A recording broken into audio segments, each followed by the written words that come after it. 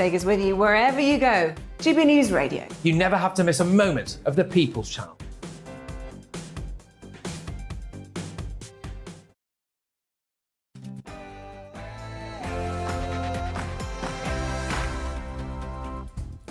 No spin, no bias, no censorship. I'm Dan Wootton. Tonight, Mr. Accountability Prince Harry has gone off the deep end, denying his own dangerous Taliban kill count revelation and blaming, guess who, for inventing the justified outrage. Text is everything, and unfortunately, due to those leaks, the British press intentionally chose to strip away all the context and take out individual segments of my life. So after yet another deluded US TV appearance in which he's also gladly humiliated over his crown jewels, is Harry an embarrassment to Britain? I'll explore my digest and get the verdict of my superstar panel next tonight. Dawn Neeson, Adam Brooks and Ashley James. Then I'll throw that question over to you in The Clash. Royal Insider Lady Victoria Harvey, Tory MP Scott Benson and presenter Alan Coughlin attempt to sway you as well. Now with me at 9:20. And one of the world's most prolific Conservative commentators, DailyMail.com columnist Meghan McCain, daughter, of course, of the former US presidential candidate and war hero John McCain, she's going to hit out at Harry's gross Afghanistan brag at 10:40. Plus, is Be Kind Harry guilty of ageism for describing his sexual experiences with older women as humiliating? I suspected he was referring to my recent loss of virginity. Inglorious episode with an older woman. She liked horses quite a lot and treated me not unlike a young stallion. Quick ride, after which she'd smack my rump and sent me off to graze. Well, the top designer and star of The Real Housewives of DC, Kat Omenay, had a fling with the young prince, and she has something to say about that. So she's live with me at 10:20, along with the Harry lookalike, who's now fearing for his life after the Duke taunted the Taliban.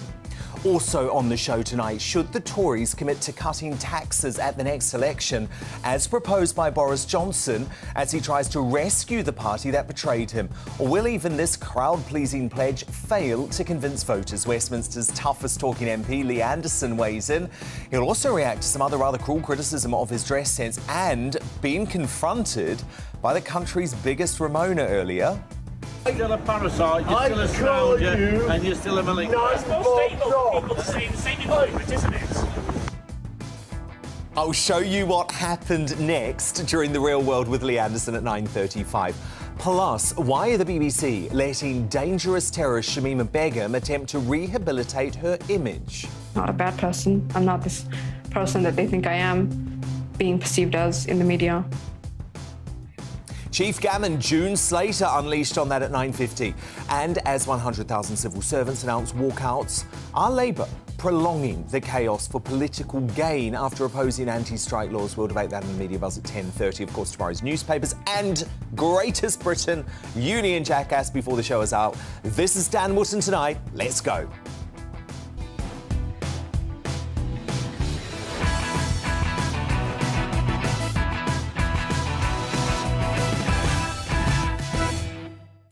My digest on Prince Harry's dangerous denialism coming up. First, though, the news headlines with Polly Middlehurst.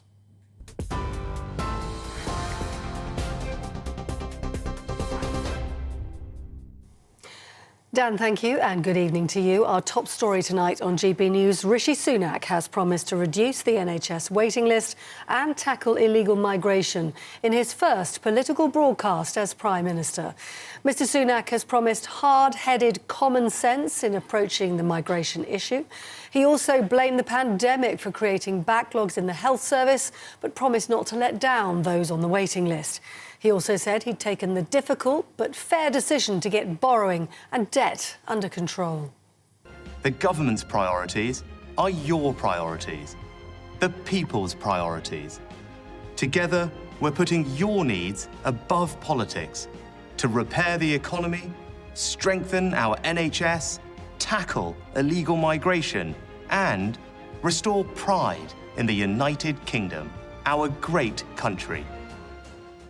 That was the part of the Conservative Party's political broadcast. And earlier today, the NHS waiting times and the threat of strikes dominated the first PM queues of the year. The Prime Minister quizzed the opposition leader on why he wasn't supporting the government's proposed minimum safety legislation, which seeks to ensure a minimum standard of service by key workers during strike action. Sir Keir Starmer responded by saying that if Rishi Sunak had negotiated with NHS workers earlier, they wouldn't be on strike in the first place. In Australia and Canada and the US, they ban strikes on blue light services. We're not doing that. All we're saying is that in these emergency services, patients should be able to rely on a basic level of life-saving care. Why is he against that, Mr. Speaker? He's not promising that people would get to see a doctor in a few days, like they did under Labour. He's not promising that cancer patients would get urgent treatment, as they did under Labour. He's not even promising an NHS that puts patients first, like it did under Labour. No, he's promising that one day, although we can't say when, their record-high waiting list will stop growing. Well, in other news tonight, a 22-year-old man has been arrested on suspicion of murder after the shooting on Merseyside of a woman on Christmas Eve.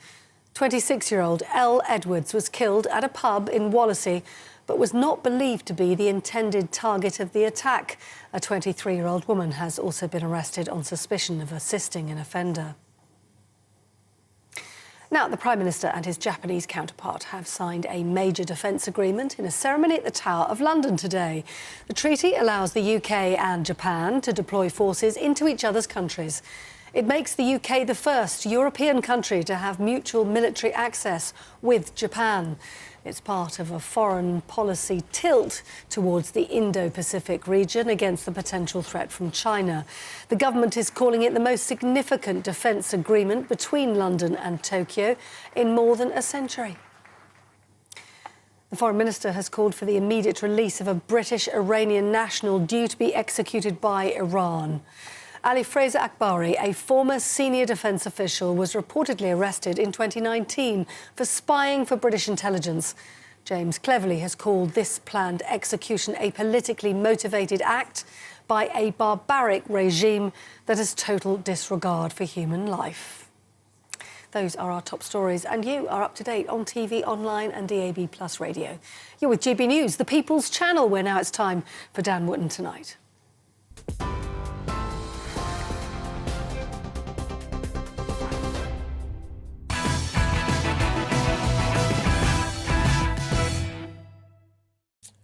So Prince Harry is going so far down the rabbit hole now of wanting to shut down the free press in Britain that he's actually denying his own words and blaming the Fourth Estate instead. We saw it first with his BFF Tom Bradby, who couldn't believe it himself when the Duke of Delusion fancifully denied that he or his wife Meghan Markle had ever accused the royal family of racism. About accountability. In the Oprah interview, you accuse members of your family of racism. You don't even... No, we didn't. Well, The British press said that. Right. Did Meghan ever mention that they were racist? She said there were troubling comments about There was concern colour. about his skin colour. Right. Wouldn't you describe that as essentially racist? I wouldn't, not having lived within that family. Oh, come on, please. And now overnight, in yet another deranged US media appearance, Mr. Windsor has denied his own words in his own autobiography with his own name on the cover regarding his death count in Afghanistan. So listen to what is an unhinged claim that went unchallenged by his woke interviewer, Stephen Colbert. Context is everything, and unfortunately, due to those leaks, the British press intentionally chose to strip away all the context and take out individual segments of my life. Without doubt, the most dangerous lie that they have told is that I somehow boasted about the number of people that I killed in Afghanistan. Are you kidding me? This is nothing about context. So, just to be clear, these are the words from the book being spoken by Harry himself. I could always say precisely how many enemy combatants I'd killed, and I felt it vital never to shy away from that number. Among the many things I learned in the army, accountability was near the top of the list. So, my number 25. While in the heat and fog of combat, I didn't think of those 25 as people. You can't kill people if you think of them as people. You can't really harm people if you think of them as people. They were chess pieces removed from the board. So there's the context. It's very clear what Harry was saying. That decision to say that wasn't a choice made by the British press or the royal family, but he cannot accept that because he knows it has now put the safety of his immediate family and members of the wider monarchy at serious threat. Again, that's not my opinion. That's according to the experts, the people who know. Watch. This will incite some people to maybe attempt an attack against British soldiers anywhere in the world. He uses terms like chess pieces. He dehumanises them.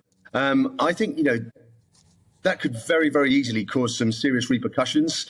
And I think not just to his own personal security, but the wider security of the royal family. It also impacts on the rest of us, because security now will have to be heightened, both for the royals and to any large event.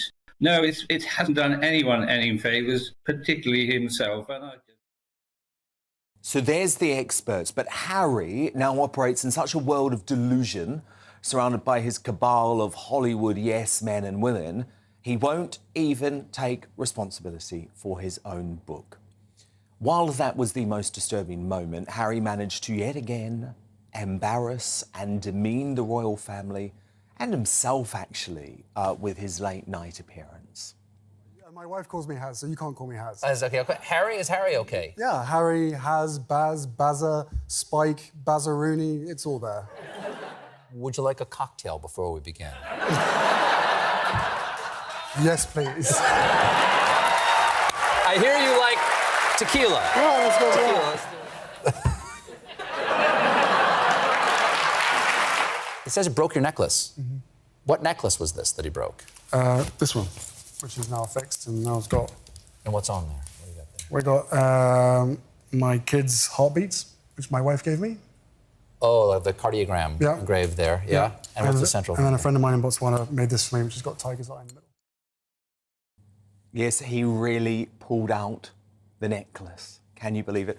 There was lots more about his private parts too, which I'll show you later in the show. So while that is bad, I have to say it's the increasingly ludicrous paranoia that the royal family and British media are conspiring against him, which is most concerning. Here's how he responds when Colbert asks if he thinks palace sources are still working with the media to try and bring him down. And judging the last few days, that hasn't changed. Nothing's changed. Okay. Do you think that right now there is an active campaign by the rest of your family, by the royal house, as it were, to undermine this book and you as you support it? Of course, and mainly by the British press, because they are... aided and abetted by the palace. Again, of course, but... What does he mean? What does he mean? This is unhinged. And I'm sorry, someone like Colbert, who claims to hold people to account, shouldn't let him get away with it. Where is the evidence, Harry? But nothing this man says makes sense anymore, especially when he revealed something I've long suspected during that interview, that Meghan always intended to Megxit with or without her husband. Watch. Look, they always knew that my wife was going to leave because of the way that they were abusing her. But I think the most embarrassing thing is that I just decided to leave with her. They're contradicting themselves all the time now. Harry and Meghan's spiderweb of lies, distortions and falsehoods is now so complicated, even they can't keep up. To respond now, my superstar panel. Former editor, current columnist at the Daily Star, Dawn Neeson. The businessman and activist Adam Brooks and the broadcaster Ashley James. Dawn, Happy New Year. Thank you so much for stepping in for me at the end of last year. It was a pleasure. You did a great job.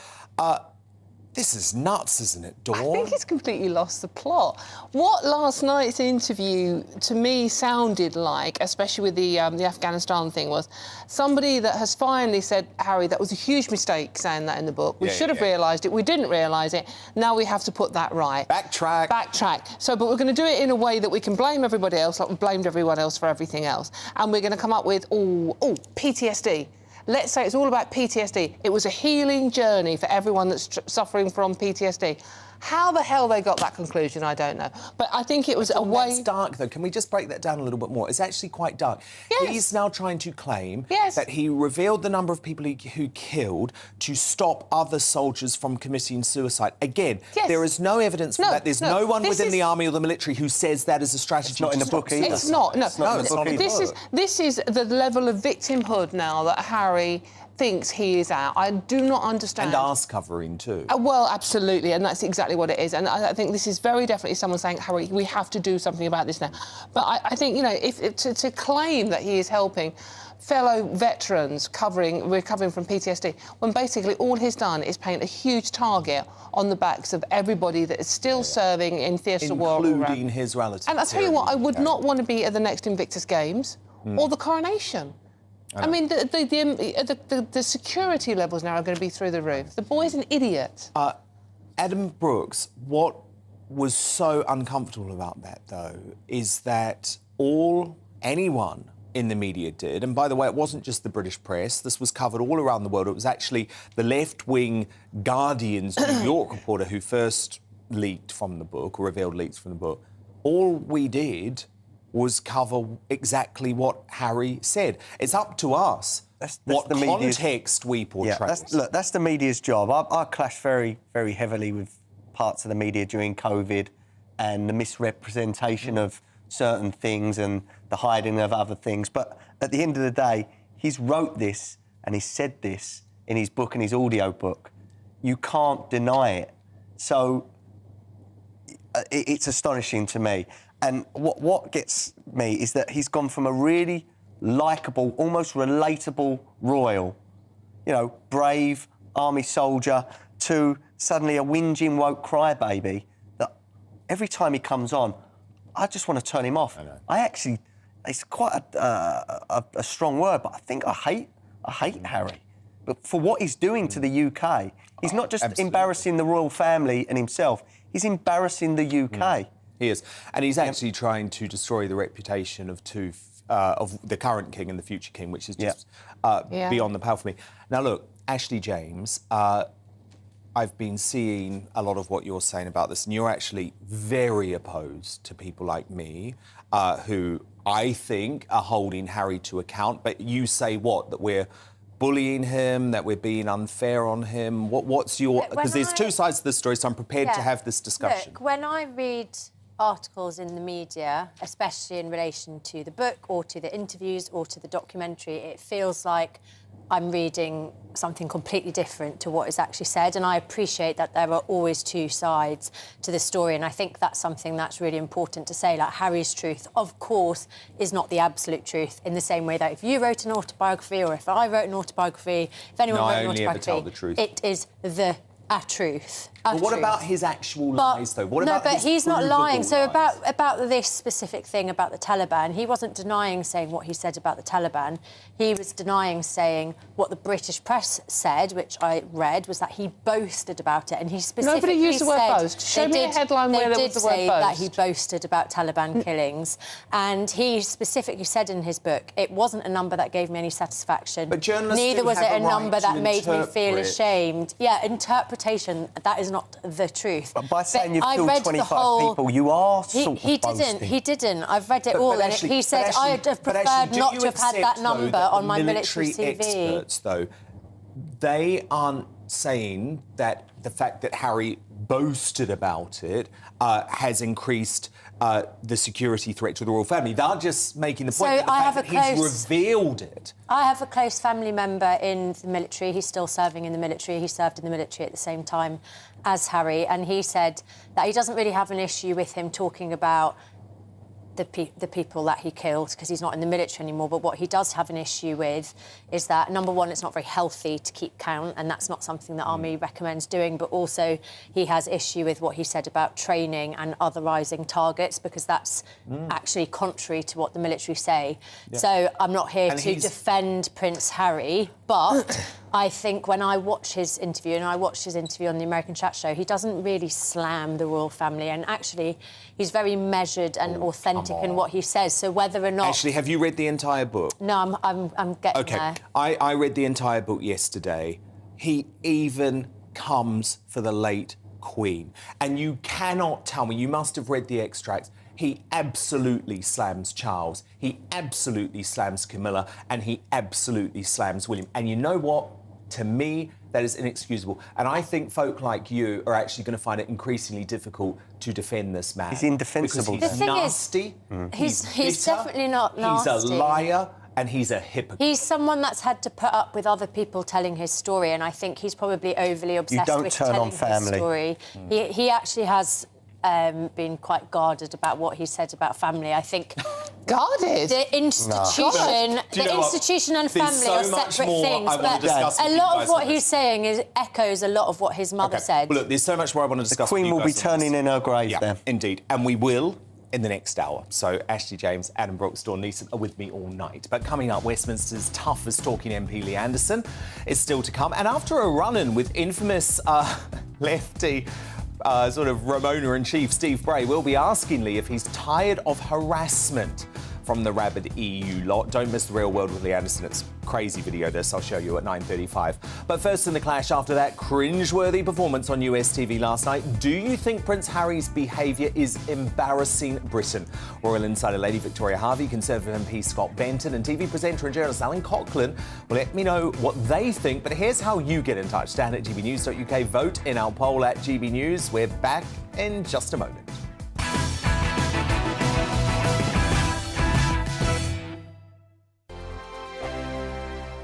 Monday to Thursday nights on GB News. At 6, it's Dubes & Co.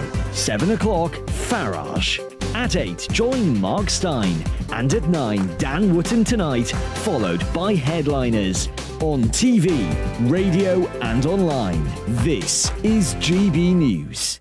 Here on GB News Live, we'll be keeping you in the picture, finding out what's happening across the country and finding out why it matters to you. We'll have the facts fast with our team of reporters and specialist correspondents. Wherever it's happening, we'll be there from 12 noon on TV, radio and online. GB News, the People's Channel, Britain's news channel.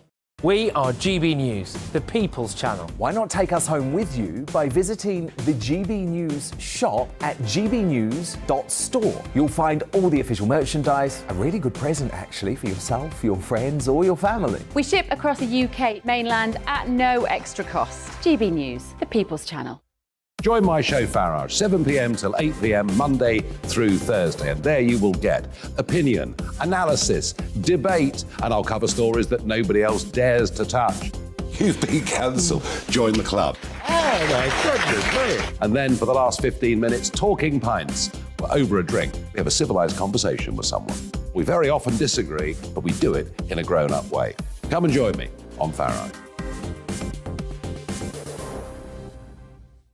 Monday to Thursday on GB News, it's Bev Turner Today from 10 a.m. We're going to be here for you, our GB News family, to keep you up to date, but also make you smile. The guy went from puberty to adultery. And I can't wait to bring a few of my own opinions. I have no time for cultural totalitarianism. We'll engage in passionate, but always polite debate, with your thoughts and opinions at the centre of it all. Only on GB News, the People's Channel, Britain's news channel. Hi there, it's Stephen and Anne. At breakfast from 6 a.m, you'll always be caught up with everything you need to know, the latest headlines, opinions and debates. We'll bring you the good news and the bad, but most of all, we're here for you. Remember, send in your views and let us know what you would like us to talk about. That's because we're your news channel. And every morning at 6 a.m, it's breakfast on GB News. Join me every Sunday at 6 p.m. for Gloria Meets. In exclusive interviews, I'll be finding out who our politicians really are and what they really think. It's something that you would never want anyone to suffer. I didn't know what channels there were. I didn't think I'd be believed. I must have weighed about 7 stone and I'm 5'8". My instincts was to sort of cover this up. I mean, clearly that was a mistake. Join me every Sunday at 6 p.m. on GB News, the People's Channel, Britain's news channel.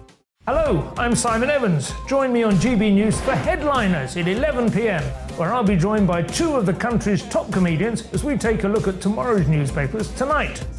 If it's a big story, we'll be covering it, I guarantee, but we'll also have some fun along the way. That's GB News Headliners at 11 p.m. We won't put you to sleep, unlike some of the other paper review shows out there. So join us, 11 p.m, 7 nights a week.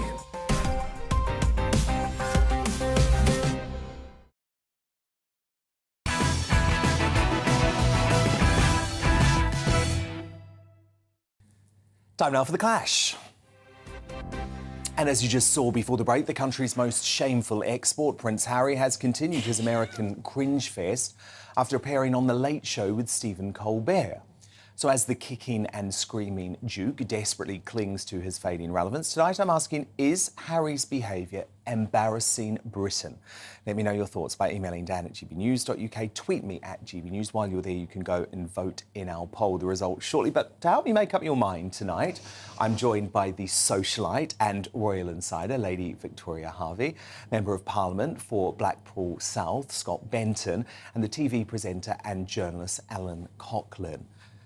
Lady V, I mean, I know you've just come back from Los Angeles and they treat royals differently over there, but I feel what Harry is doing is not just embarrassing himself, it's embarrassing the royal family, it's embarrassing our current king, it's embarrassing our future king, it's actually starting to embarrass the country. You know, I don't actually see it as embarrassing the country. I think it is embarrassing him a little bit. You know, he's sort of going on and on and on, and he's saying things that he hasn't said, but they're clearly there in the book, like we said about the Taliban.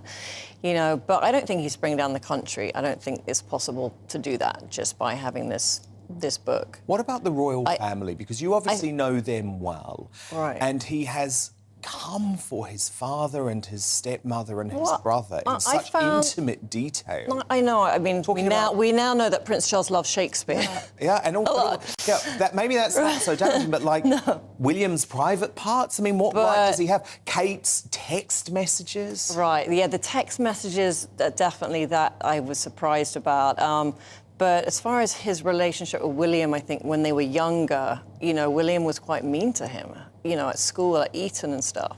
I mean, I know how, you know, 3 years apart, it's a big gap when you're younger, but that relationship obviously wasn't as close as possibly people thought, you know, looking on. But who is benefiting from him revealing this? Who's benefiting? Yeah. His bank balance? You know, let's say... His ego? I mean, there's 4 books, apparently, isn't there? So this is just the first. We've got the one of him and Meghan together doing a wellness book. And then Meghan's big tell-all to come. Scott Benton, from a political point of view, do you think this is starting to damage Britain? Without a shadow of a doubt, I think Harry's embarrassed himself, his family, his friends and the country, more importantly than anything. I mean, the monarchy is one of our finest national exports. People will be reading these revelations throughout the whole world, and it reflects badly on our core national institution and the country as a whole. That's what's so sad for me about this whole episode. I mean, I don't think he could lie straight in bed, to be quite honest. I agree with you on that. One thing embarrassing himself, but it's a quite different thing having the constitutional implications this has of undermining the royal family, which is what he has done. So your colleague Bob Seeley is pushing this private members bill to actually formally strip Harry of his title. Yeah, I think that's not really fair. I mean, I think, yes, look, it's a book. I mean, it's very... you know, the things that he's saying, I mean, I could relate to some of it, to be honest, like the boarding school stuff, and but I don't think it's like, you can't take its title away. He's just telling you what happened. Well, I think there becomes a point when the damage to the institution of the royal family suggests this is possibly a course of But I action think the we will have to Oprah, take. for But me, this has all happened the before. Oprah interview was the worst. This has all happened before. Like, history's repeating itself Like here. Diana did the same thing. Harry's right? not the first royal to do No. a memoir. Like, Charles done one in 1994. You mean the and book with Jonathan Demme? yes. So that wasn't authored by Charles. But he did- cooperated. He did. He but it did. wasn't He gave 10,000 private letters to that journalist. He gave his journals, he gave his diaries, and he gave up his contact books. He said in that book that his relationship with the Queen was cold, and he said that his relationship with Philip was more like a bully relationship. So he also went against the royal family there. And this is Harry's argument, isn't it? Harry's argument is that He wants this to has get all his been voice. done Before. He's not the first royal to do Right. this. And Harry stepped down as a senior member of the royal family. So he's allowed to tell his truth. After 38 years of the media spinning his truth, like, he's allowed to tell his own now. Plus, he gave 1.5 million to charity. I don't think Charles did that. embarrassing the country, though. No, of course he's not embarrassing. He's only embarrassing himself. Who's embarrassing the country is Let me Prince show you Andrew. this clip, and Let's we'll not come go back. there. I've taken quite a leap from grief and trauma to my Todger. Todger, that's a very gentle word. Is it gentle? Todger. Sounds like a nice nickname. You know my friends. Here's Willie, here's Todger. Here's John Thomas. Well, hang on a sec. Yeah. But Care for a game of Tallywhacker? That's not embarrassing. No, it's not. If we're going to talk about royals embarrassing the royal family, surely we have to talk about don't Prince even- Andrew. don't even go Come there. on, he paid 12 million to somebody he apparently didn't even know. He didn't. You're a little journalist. You don't know anything. That clip is absolutely cringeworthy. I think he's embarrassed stick himself. to If the I were to topic. be his wife or his partner, I would be... That is absolutely shocking. Come on, to there's talk about your intimate parts. Can we not talk about royals who actually have been accused of really bad sexual offences instead of somebody who released a memoir? Okay, well, look. She has no idea. Look, what we'll do... So Sorry, Lady you have V is no a big idea. defender of... No, Prince I just know Andrew. I know the real facts. She's friends Like, with I'm Andrew. actually in communication with, like, everybody, and I know what actually happened. You have no idea. So, like, you saying that stuff is like But bullshit. if you're going to call Harry an embarrassment to Britain, you have I to look at the didn't. other I royals. didn't say that. Well, I was asked a question. Yeah, I have exactly. seen. But He's given you embarrassing have to- brought the Andrew point up, can I just explain why I think it's very different? As a result of the accusations, and they are accusations and they are unproven, I will give you that, Lady V, but as a result of those accusations and as a result of the media revelations around Prince Andrew, he now has no public role. He has lost his job. Either it's does a Harry. very different situation to Harry, Harry who is going out on the wanted to. public stage Harry to try and left 'cause purposefully he wanted to embarrass his family. I know, but if you're talking about royals embarrassing Britain, you can't look at Harry. He's released a memoir.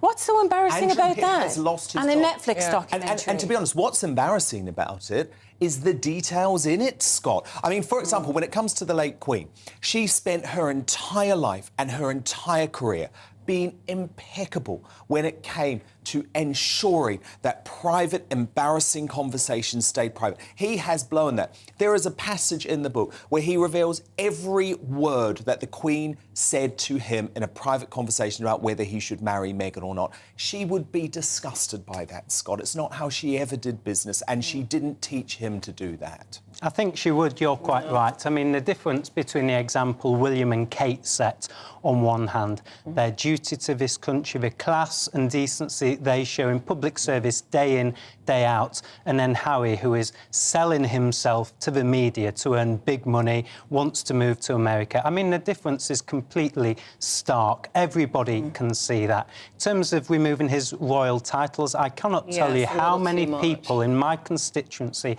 have written to me to say, come on, this guy has done far too much damage to the royal family. Enough is enough. We cannot allow our finest national institution to be dragged in the mud like this. Lady V, William isn't going to forgive Harry for this, is he? I mean, I don't know because I have, you know, but I think it's going to take a while for sure. You're the queen of decorum. You're part of these circles.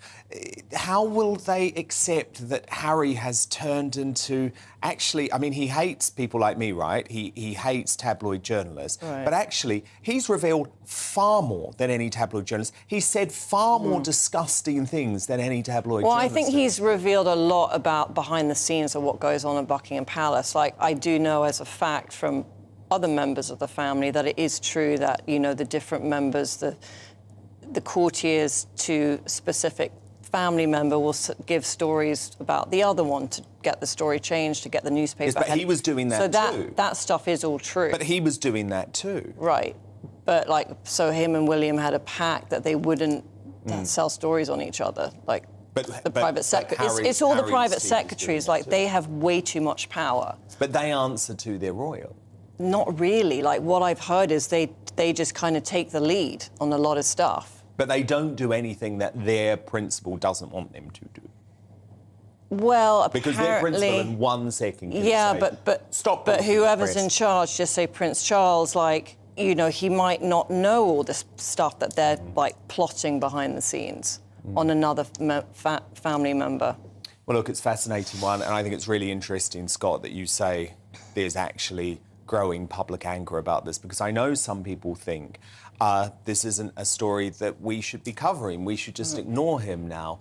But from my point of view, this is actually having grave constitutional implications, because what he's trying to do is completely undermine the reign of King Charles, but also, more importantly, a future reign of King William, who he's trying to portray as some sort of out-of-control, violent bully. And by the way, that isn't the truth of William and his character. Absolutely. I mean, we've spoken about the constitutional implications.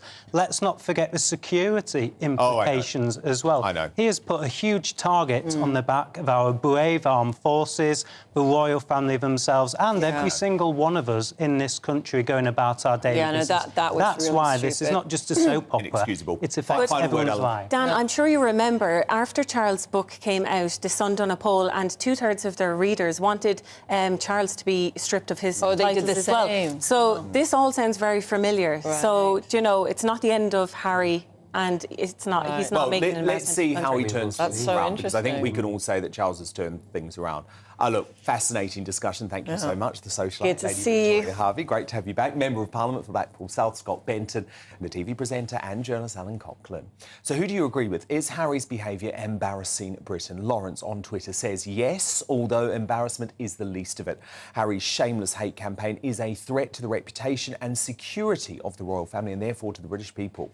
From Elliot, no, I think Harry is only really embarrassing himself at this point, honestly. He's made it very clear he doesn't want any part in representing the UK anymore. And from Jack, it's especially embarrassing since those two boys were in everyone's heart after Princess Diana died. Harry has betrayed them, and all they have left now is William. Your verdict is now in. 78% of you think that Harry is embarrassing Britain. Just 22% of you saying he's not.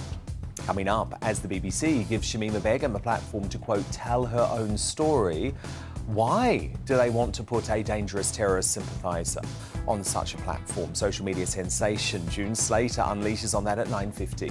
But first, as Boris Johnson tells the Conservatives to slash taxes to win the next election, what does the Tory backbencher of the year make of the former PM's most politically charged intervention since he was forced from office? A dose of the real world with Lee Anderson straight after the break.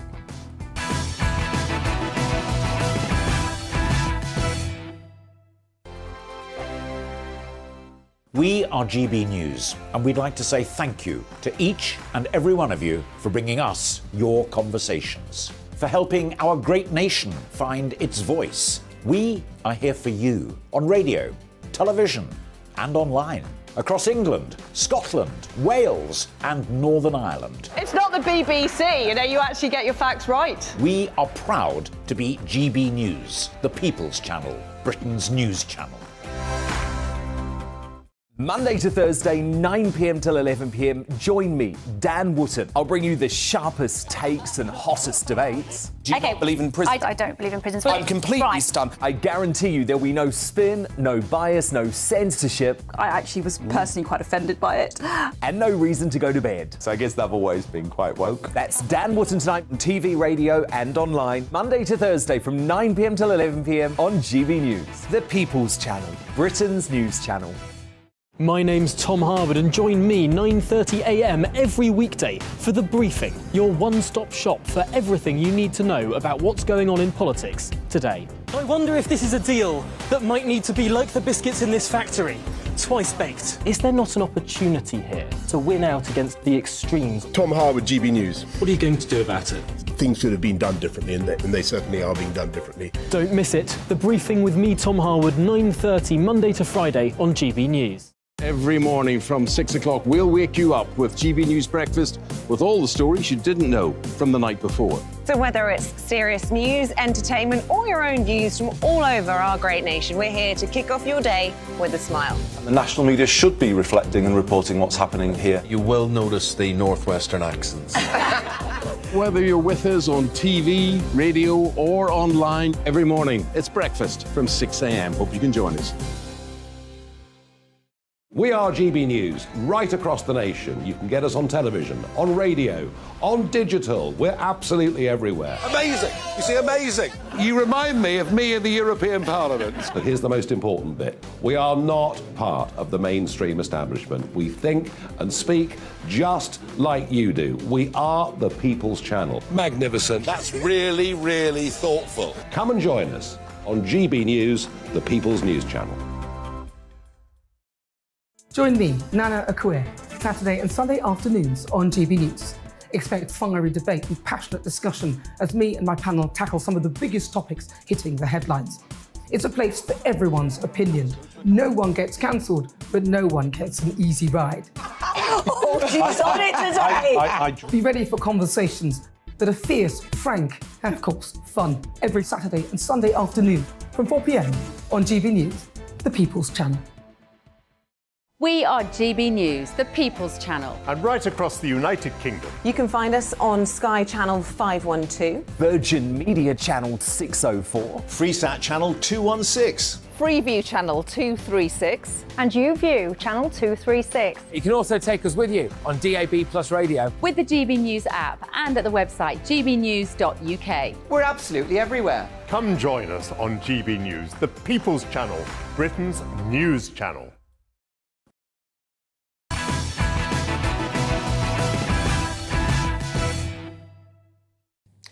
Time now for The Real World with Lee Anderson, Westminster's toughest talking MP and not shy of debate in the chamber. Our Red Wall Rottweiler also proved today that he's happy to grapple with pro-EU rabble-rousers who constantly abuse Tories outside Parliament. So this is Lee having a playful laugh with that infamous loser, Steve Bray.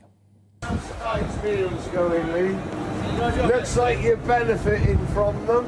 It's a new year. Happy New Year. But you've not got a new job yet, have you? Still Same old job. You're still a parasite, you're still a scrounger, and you're still a malignant. Nice people to say the same environment, isn't it? Get off. Get off. Get off. That's fair. You piece of There we go. There we go. Lee, he nearly lamped you there, didn't he? He can't take a piece of his own medicine, that utter loser. Scary stuff, Dan. I'm still shaking now. I've got a... You were giggling. You were loving it. Yeah. I mean, the man is a professional nuisance. He's there 2 or 3 times a week. I mean, I don't know what he does for a living. He doesn't do anything for a living, I think. He's, like I say, he gets paid for being a nuisance. It's about time he was carted off to a funny farm somewhere. And yeah, I tell you what he's like. He's like that Japanese soldier wandering around the jungle, bayonet fixed, 40 years after war, no shoes and socks on. He thinks the war's still on. The man's an absolute loser, like you say. He needs to pack it in, go and get a proper job and contribute towards society. Couldn't agree more, but I'm sure he'll be dining out over that video for weeks to come. But look, on to one of the really big political stories of the week. Boris Johnson, he made this big appearance at the Carlton Club in London last night for a special dinner, his portrait unveiling.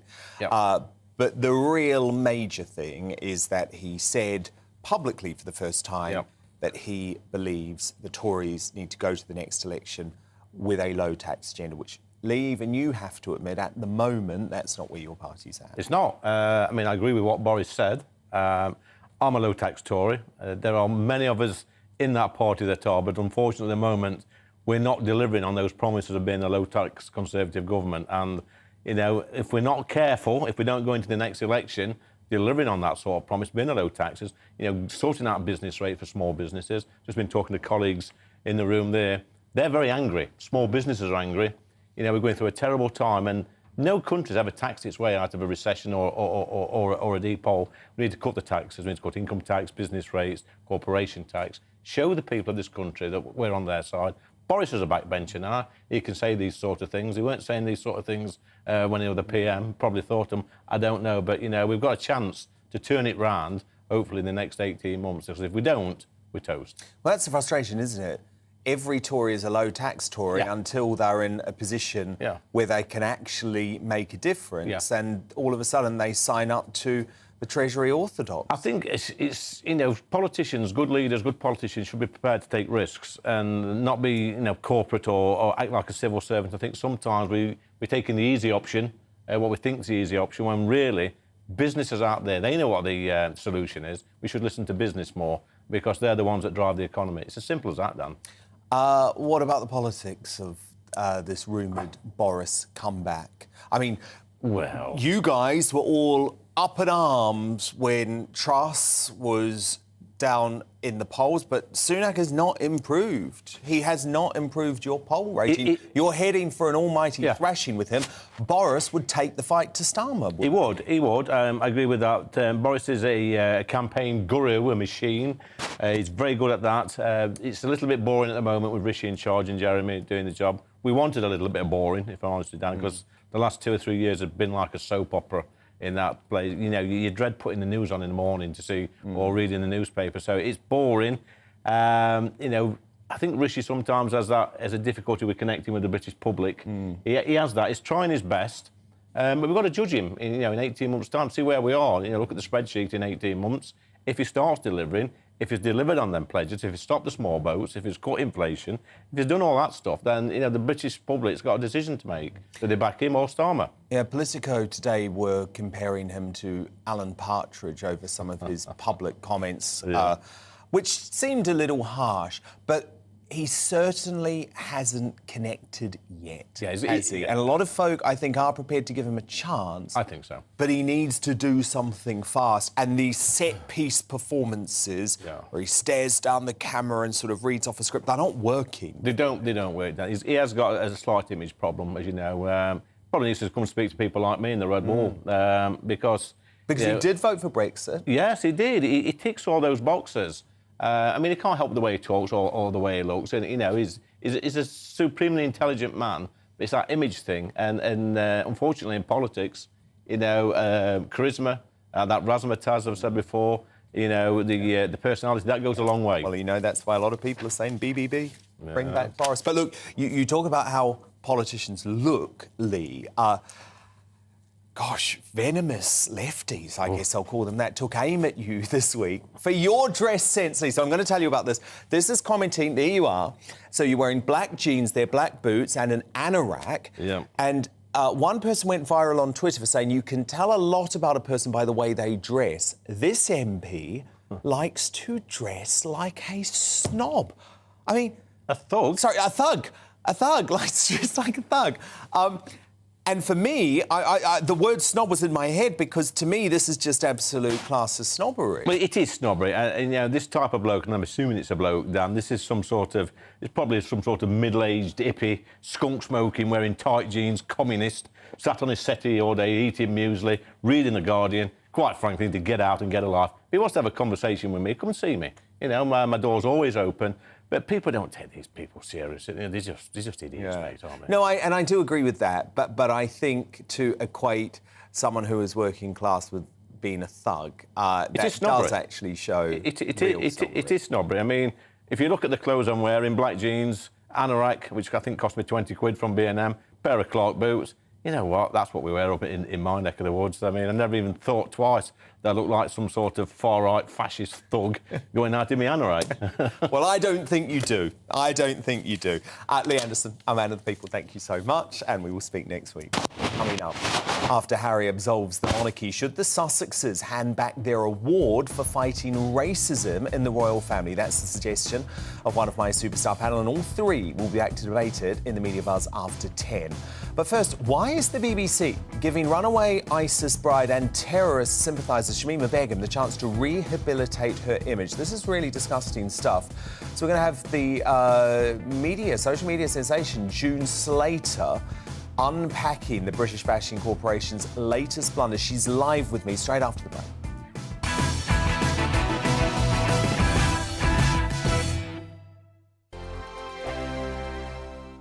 Monday to Thursday nights on GB News. At 6, it's Dubes & Co. 7 o'clock, Farage. At 8, join Mark Stein. And at 9, Dan Wootton Tonight, followed by Headliners. On TV, radio and online. This is GB News.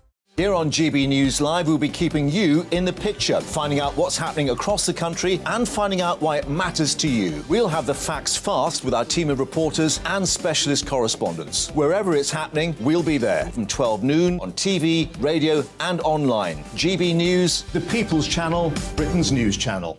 Hello, I'm Michelle Dewberry, and you can join me every weekday 6 till 7 on Dubes & Kerr. Me and my panel will get stuck right into the day's events, and I can tell you, in fact, I can warn you, expect some robust debate, some strong opinions and perspectives from both sides of the fence. It's about you at home as well. I love to read out all of your comments, or at least as many as I can. So join me, Michelle Dewberry, Monday to Friday, 6 till 7 on Dubes & Kerr. We are GB News, the People's Channel. Why not take us home with you by visiting the GB News shop at gbnews.store. You'll find all the official merchandise, a really good present actually for yourself, your friends or your family. We ship across the UK mainland at no extra cost. GB News, the People's Channel.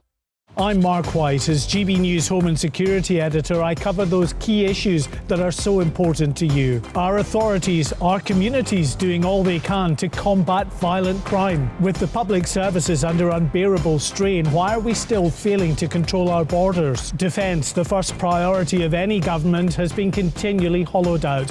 Can we trust our politicians to protect the armed forces? Join me, Mark White, on GB News. We are GB News, right across the nation. You can get us on television, on radio, on digital. We're absolutely everywhere. Amazing. You see, amazing. You remind me of me in the European Parliament. But here's the most important bit. We are not part of the mainstream establishment. We think and speak just like you do. We are the People's Channel. Magnificent. That's really, really thoughtful. Come and join us on GB News, the People's News Channel.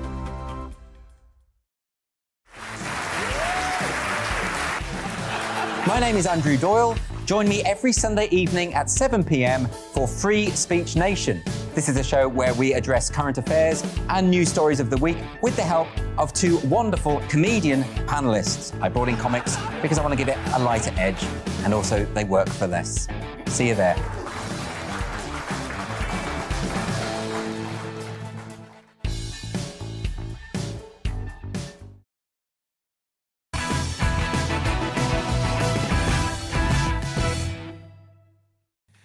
Self-confessed Chief Gammon June Slater is tonight's outsider.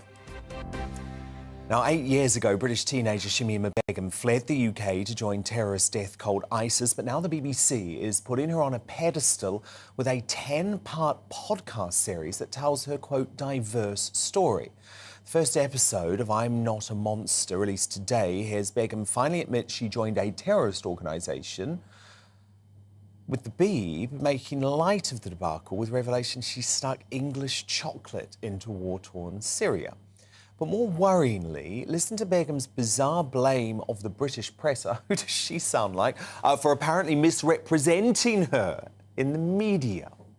I'm curious about how you think people perceive you. As a danger, as a risk, as a potential risk to them, to their safety. to their way of living. I'm not a bad person. I'm not this person that they think I am being perceived as in the media. You know, I'm just so much more than ISIS, and I'm so much more than everything that I've been through. But do you understand why society has so much anger towards you? Yes, I do understand, but I don't think it's actually towards me. I think it's towards ISIS. Sorry, there's nothing ambiguous about joining a terrorist organisation that burned people in cages, threw gay people off buildings and slit charity workers' throats. Begum is still living in a Syrian refugee camp after having her British citizenship revoked, but she continues to try and worm her way back into the UK through the courts. And our wet as a whistle BBC could very well give her the boost she wants. So June Slater, why is the British bashing corporation, as I call them, giving time to a dangerous terrorist sympathiser? Or actually, June, in many people's view, just a terrorist full stop. It's the BBC and they're out of touch with what their audience needs and wants to see. We've got so many problems at the moment that come before this. And the 10-part series airs on Radio 5. I think I'd rather watch Rainbow and listen to what Zippy's got to say. You know, we've got jails full of people that are remorseful for what they did. And this girl who's turned into a woman is apparently remorseful. But what she's accused of and what she's done, it's basically for many people. I've gone on Twitter today, I've looked on Radio 5's thread, I've been on my Facebook pages. I've got 1,000 messages from people disgusted with the BBC and saying that there's no way she should come back, so they're not interested in her story. The thing is, to do this is expensive stuff. They've got Josh Baker, who's a critically acclaimed filmmaker for this kind of thing. He's got excellent credentials. There's no taking away the calibre of people they've employed to do this. But that's not the point. The point is the BBC pays for this out of our taxes. The licence fee is a tax. And June, the show is called I'm Not a Monster. So we know where they're coming from here. They want this woman back in the country because that's what lefties want. Well, they're not getting much support on the social media, but unfortunately the BBC is alone to itself. I mean, you've got Gary Lineker with his excessive wages, you've got pensioners now paying for the licence fee, because it's quite easy to demand money off people when you don't actually have to earn it. GBNews has to get advertising support. Independent stations have to get advertising in to keep the revenue flowing to pay the bills. The BBC can just they can put the licence fee up if they want. They can do what they want. And no one's railing them in. And nobody in politics is saying, hang on a minute, this is out of order. You know, the quality of the filmmaking will be very good, which is another annoying thing. And the trouble is with someone like this girl, she's been there, she's been amongst these people. Do you think these people are ever going to really let go of her? What if she is allowed back and then these other terrorists that she's made contact with threaten her or her family in some way to get her to act again? You're never away from it. It's like working for the mafia. It doesn't matter how much you want to leave. Good point. Do you ever leave? No, indeed. And that's why she can't come back. She can't come back because actually there also has to be a deterrent for other young folk who might be thinking, oh, we can go off and join a terrorist organisation, then return to soft-touch Britain. But she also can't come back for that reason, June, our safety. And June Slater, so great to speak. We'll be with you next week, of course, too. But coming up, is it fair for the Duke of Sussex to suggest his experiences with older women were humiliating? As he reveals far too much information about his love life in his book, Real Housewives of DC star Kat Omany, who says she once had a fling with the young prince, hits back at 10:15. But first, should the Sussexes be forced to hand back their award for fighting racism in the royal family after Harry backtracked on his claims? One of my superstar panellists has suggested just that. How will the others react? Find out in the Media Buzz. We're back in just 2 minutes' time.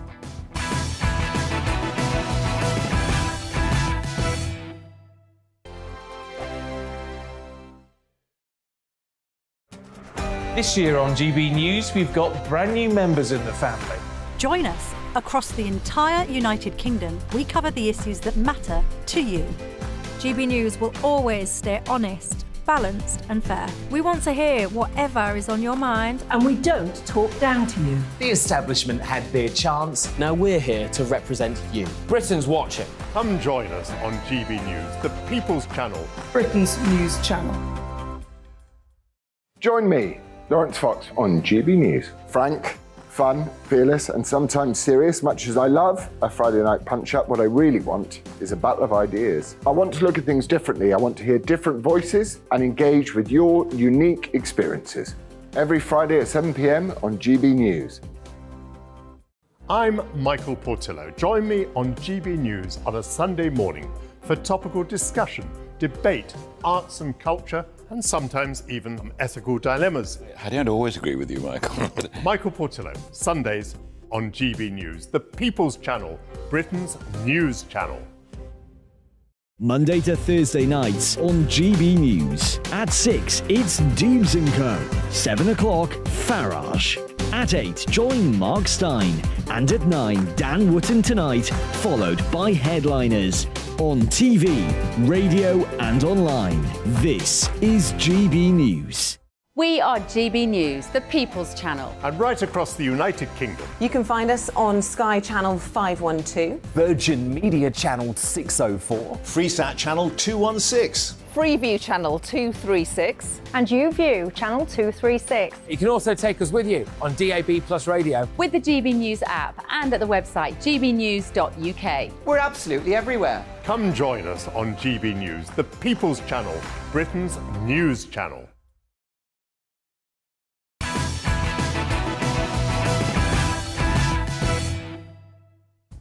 It's 10 p.m. I'm Dan Wootton. Tonight, Prince Harry's denialism has reached dangerous new heights as he claims the Taliban kill count revelation in his own autobiography was, wait for it, invented by the British press.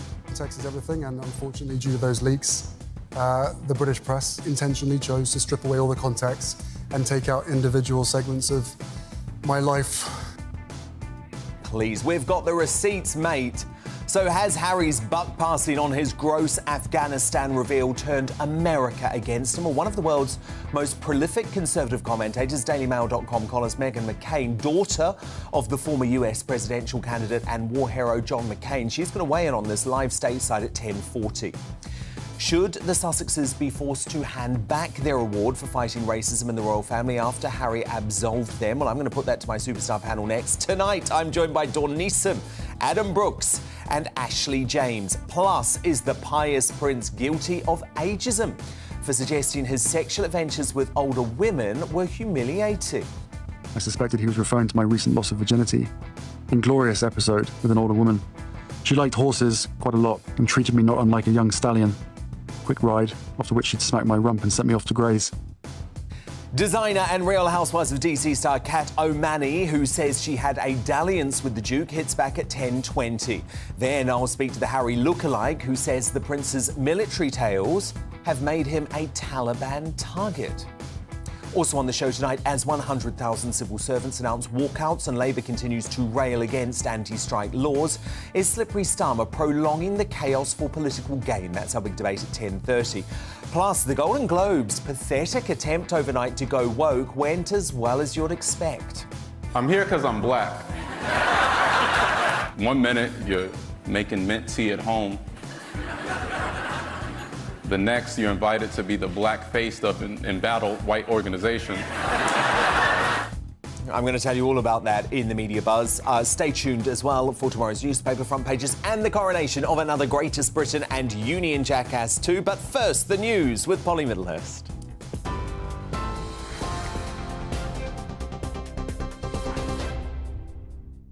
Dan, thank you. Good evening to you. Our top story tonight on GB News. Rishi Sunak has promised to reduce the NHS waiting list and tackle illegal migration in his first political broadcast as Prime Minister. Mr Sunak promised hard-headed common sense in approaching the migration issue. He also blamed the pandemic for creating backlogs in the health service, but promised not to let down those on the waiting list. He also said he'd taken difficult but fair decisions to get borrowing and debt under control. The government's priorities are your priorities, the people's priorities. Together, we're putting your needs above politics to repair the economy, strengthen our NHS, tackle illegal migration, and restore pride in the United Kingdom, our great country. Well, earlier on today, the NHS waiting lists and the threat of strikes were dominating the first session of PMQs in the House of Commons. The Prime Minister quizzed the opposition leader on why he wasn't supporting the government's proposed minimum safety legislation, which seeks to ensure a minimum standard of service by key workers during strike action. Sir Keir Starmer responded by saying that if Rishi Sunak had negotiated with NHS workers earlier, they wouldn't be on strike in the first place. In Australia and Canada and the US, they ban strikes on blue light services. We're not doing that. All we're saying is that in these emergency services, patients should be able to rely on a basic level of life-saving care. Why is he against that, Mr. Speaker? He's not promising that people would get to see a doctor in a few days, like they did under Labour. He's not promising that cancer patients would get urgent treatment, as they did under Labour. He's not even promising an NHS that puts patients first, like it did under Labour. No, he's promising that one day, although we can't say when, their record-high waiting list will stop growing. Well, in news away from politics, a 22-year-old man has been arrested on suspicion of murder after the shooting of a woman on Merseyside on Christmas Eve. 26-year-old Elle Edwards was killed at a pub in Wallasey, but was believed not to be the intended target of the attack. A 23-year-old woman has also been arrested on suspicion of assisting an offender. Today, the Prime Minister and his Japanese counterpart have signed a major defence agreement at a ceremony at the Tower of London. The treaty allows the UK and Japan to deploy forces into each other's countries.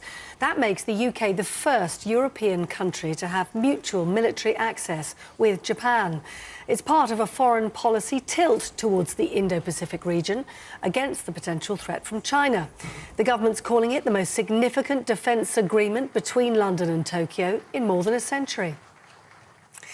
And lastly, the Met Office is warning that homes and businesses in southwest England and parts of Wales are at risk from flooding tonight. A yellow weather warning for rain has been issued in the region from now until 5 p.m. tomorrow.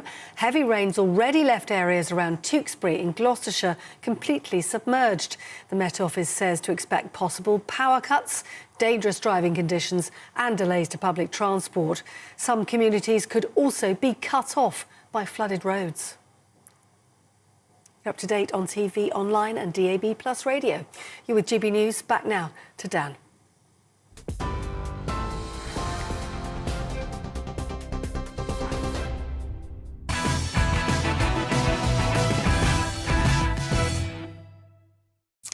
Time for tomorrow's news tonight now in our media buzz.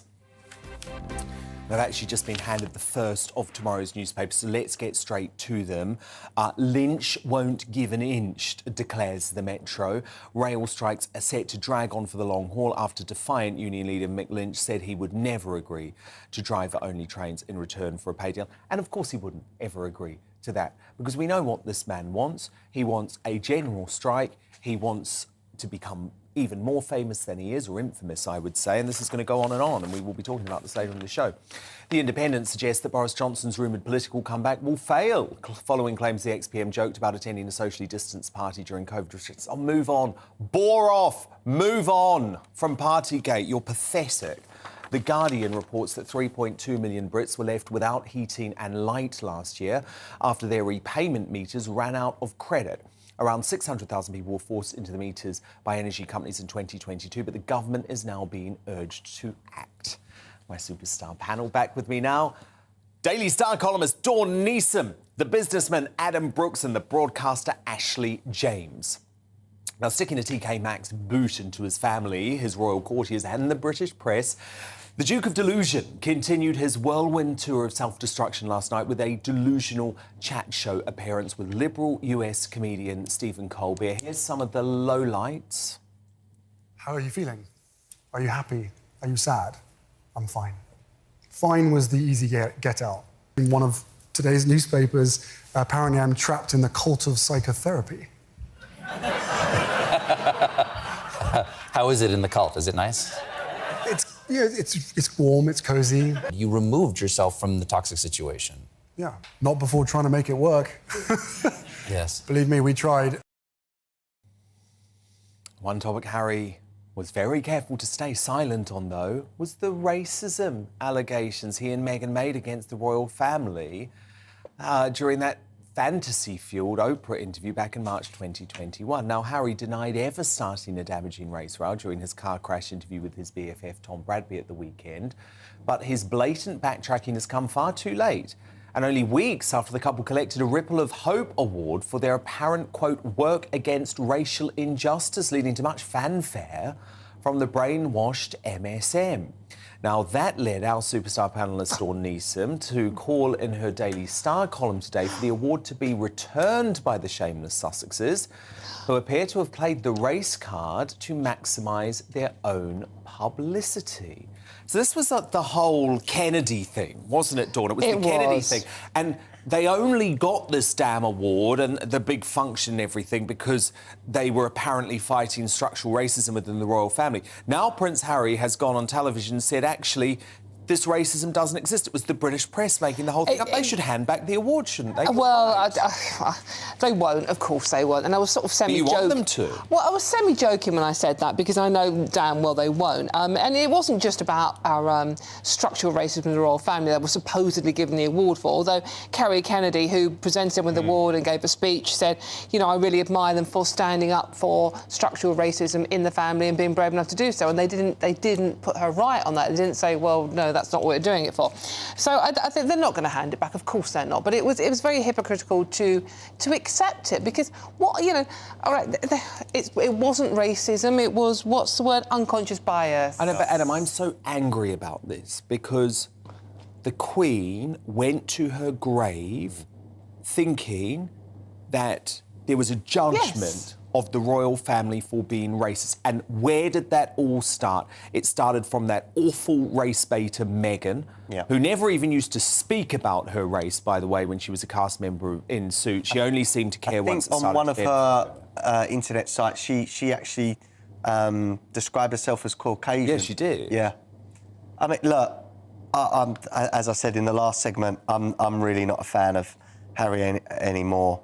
And look, I would like this to be stripped from them. You know, it's clear that the royal family isn't institutionally or structurally racist, whatever way you want to describe it. I mean, one thing that I wanted to make a point at is that in the book he says that, or recently he said that about Lady Hussey, him and Meghan love her. Yeah. Now, why didn't they come out... On the day. Yeah, why didn't they come out and defend her? When this elderly woman was being trashed. Exactly. That's the sort of people that they are. They were happy for her to be thrown to the wolves. They still want to talk to her. They love her. So they don't think she's racist. So why not say something? If someone I love was being attacked in the newspapers or whatever, I would come out and do what I could to take that pressure all it would off. have taken was something But that's from Harry. exactly what Harry was asking for his family to do to protect Meghan, and whether or not you agree with it or not, there were racially charged articles about Meghan, like the Straight Out of Compton, Rubbish. even though she's not Rubbish. from They were not Compton. racially Which was written by an American journalist. But What's racially charged?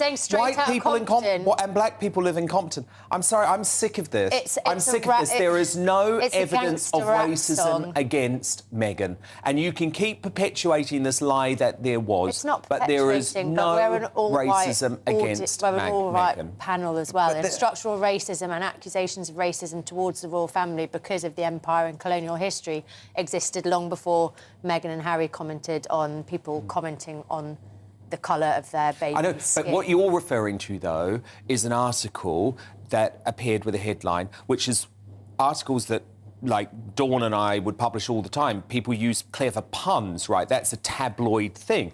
But I'm sorry, if you look at the coverage of Meghan's entry into the royal family, her wedding, She was the press embraced, went Dan. crazy for it. We loved it. look at all of those front pages. It's just a constant It's lie. their behaviour, their lies, their behaviour and the way they've conducted themselves is why they're sort of being ostracised, not racism. Actually, what do you make of the fact that all of a sudden they're now pulling back on these race allegations? I don't think... Shouldn't they hand this award back? Well, I don't think anyone's calling for them to hand their award back. And I sort of mentioned they might consider it, not expecting it to happen. They do talk a lot about, you know, historically the British Empire and the history of racism, and, you know, you talk to any black or ethnic minority in the country, they will have experience of racism. So it is not for us to say that that doesn't exist. But there's a difference between people experiencing racism and the country Lady being Hussey, it was racist, whether it was intentional or not. We know it wasn't. So I think they're defending her. I just want to ask, right, OK, they won this award for fighting racism.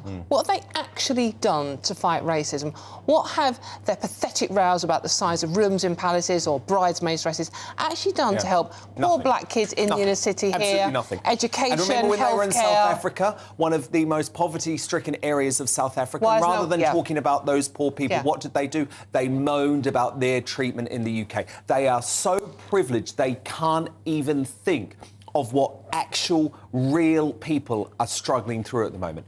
Now, look, moving on, Hollywood's annual backslapping frenzy is officially underway, my God, and last night's Golden Globes actually marked the opening of the award season. However, this is a ceremony that's lost a bit of its sparkle after being plagued by controversy, including criticism over the voting body's lack of diversity, which contributed to the Globes being yanked off the telly by woke Hollywood last year. So like so many troubled organisations before them, the Globes overcorrected last night by recruiting little-known, right-on, hard-left comedian Jared Carmichael, known for speaking out on everything from BLM to gun rights, as their first black host.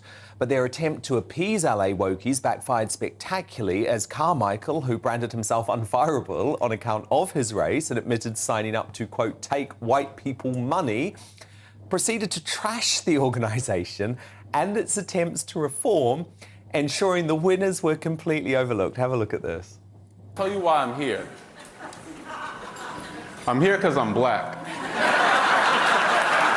The Hollywood Foreign Press Association, which I won't say they were a racist organization, but they didn't have a single black member until George Floyd died.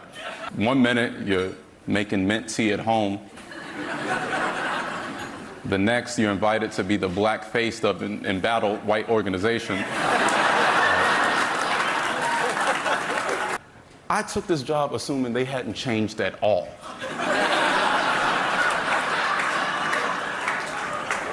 At all.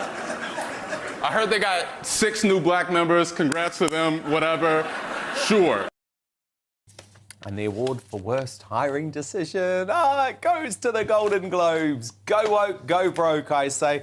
Ashley James, Adam Brooks, Dawn Neeson, do stand by, because coming up, as 100,000 civil servants announce walkouts and Labour continues to rail against anti-strike laws, is Slippery Starmer prolonging the chaos for his own political gain? My superstar panel are going to return for our big debate after 10:30. But next, is pious Prince Harry guilty of ageism for suggesting his sexual adventures with older women are humiliating? With the designer and the Real Housewives of DC star Catherine Omany, who says she had a dalliance with the Duke, is going to hit back. She's live with me in the studio straight after the break.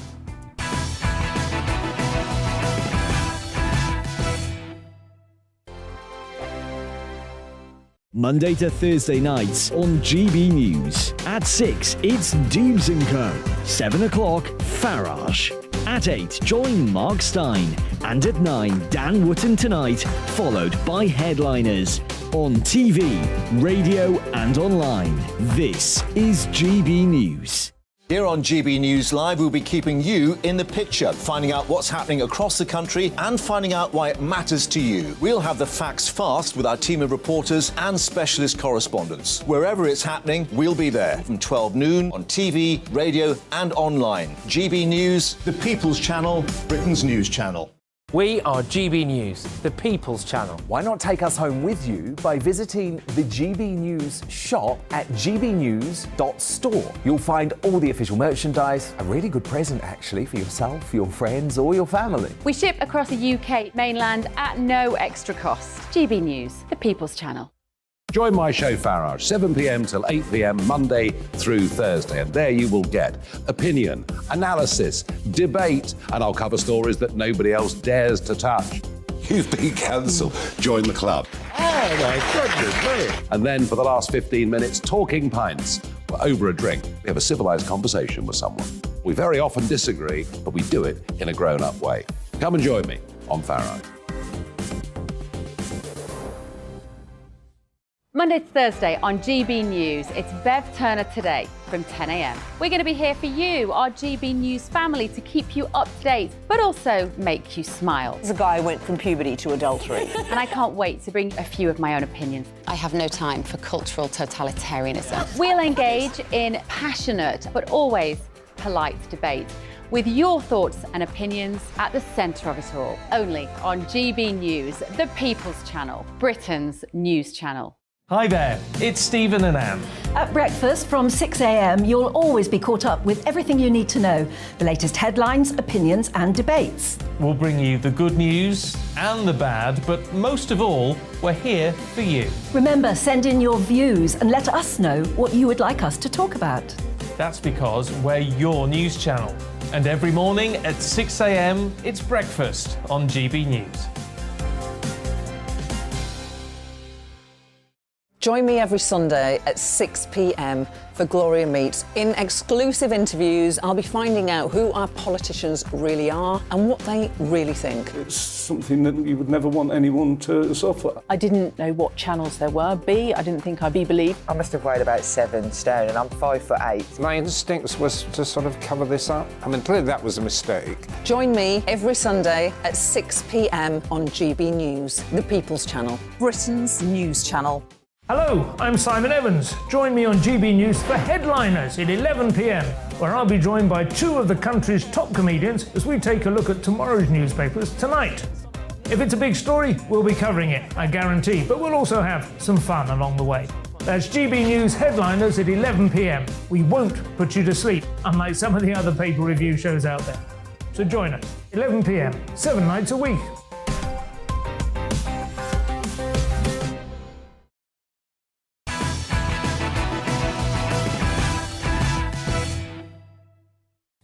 Now, among the contenders for Spare's most cringeworthy moment is Harry's way too graphic and quite arrogant description, really, of how he loses his virginity. I suspected he was referring to my recent loss of virginity. Inglorious episode with an older woman. She liked horses quite a lot and treated me not unlike a young stallion. Quick ride, after which she'd smack my rump and sent me off to graze. Among the many things about it that were wrong, it happened in a grassy field behind a busy pub. But despite haughty Harry voicing some regret, his fondness for more mature women doesn't seem to end there. And my next guest, Catherine Omany of reality TV fame from appearing in The Real Housewives of DC, had a 2-month fling with Harry in 2006 when she was 34 and he was 21. 1 month fling. Still quite a long time. But what does she make now of Harry's flippant disregard, really, for the way that he's speaking about older women in his autobiography? What do you make of it all? It's one of Harry's... Well, I haven't read it, so I can't really comment on his book, because I haven't read it. No, of course. Are you going to read it? When I've got time. It's a very long haul. Believe me, it's a long haul. Yeah, I was told by good friends they had to pause and put it down and go to sleep, so yeah, I'm not in a mad rush. So this recounting of him losing his virginity has got a lot of attention because, of course, he was linked to a number of older women, including you, and no one wants to say that they were that particular woman. Now, of course, your fling happened long after that. But are you surprised that he was so honest about it? Well, right now, I'm not surprised about anything. Nothing. Why do you think he's done this? I've got absolutely no idea, and I'm really shocked, and I've always been so proud to be British, and a massive fan of royalty and the royal family, so... Because the happy-go-lucky guy who you had the brief relationship with seems to have disappeared. And he says he's happy, but he doesn't really look happy to me. No, nothing about and he's saying what I'm the he's happiest in my life and this and that, but like he looks the saddest I've ever seen him. Well, ever knew him, rather. And does that make you sad? Because I presume even though your relationship ended, you remained affectionate towards him? Yes, absolutely. We ended up, we didn't end, because it was never really a relationship. But when I saw him a few years later in Barbados, he pushed past security to get to me whilst they were trying to push all the crowds away. And so, I have still a lot of respect for him, and vice versa.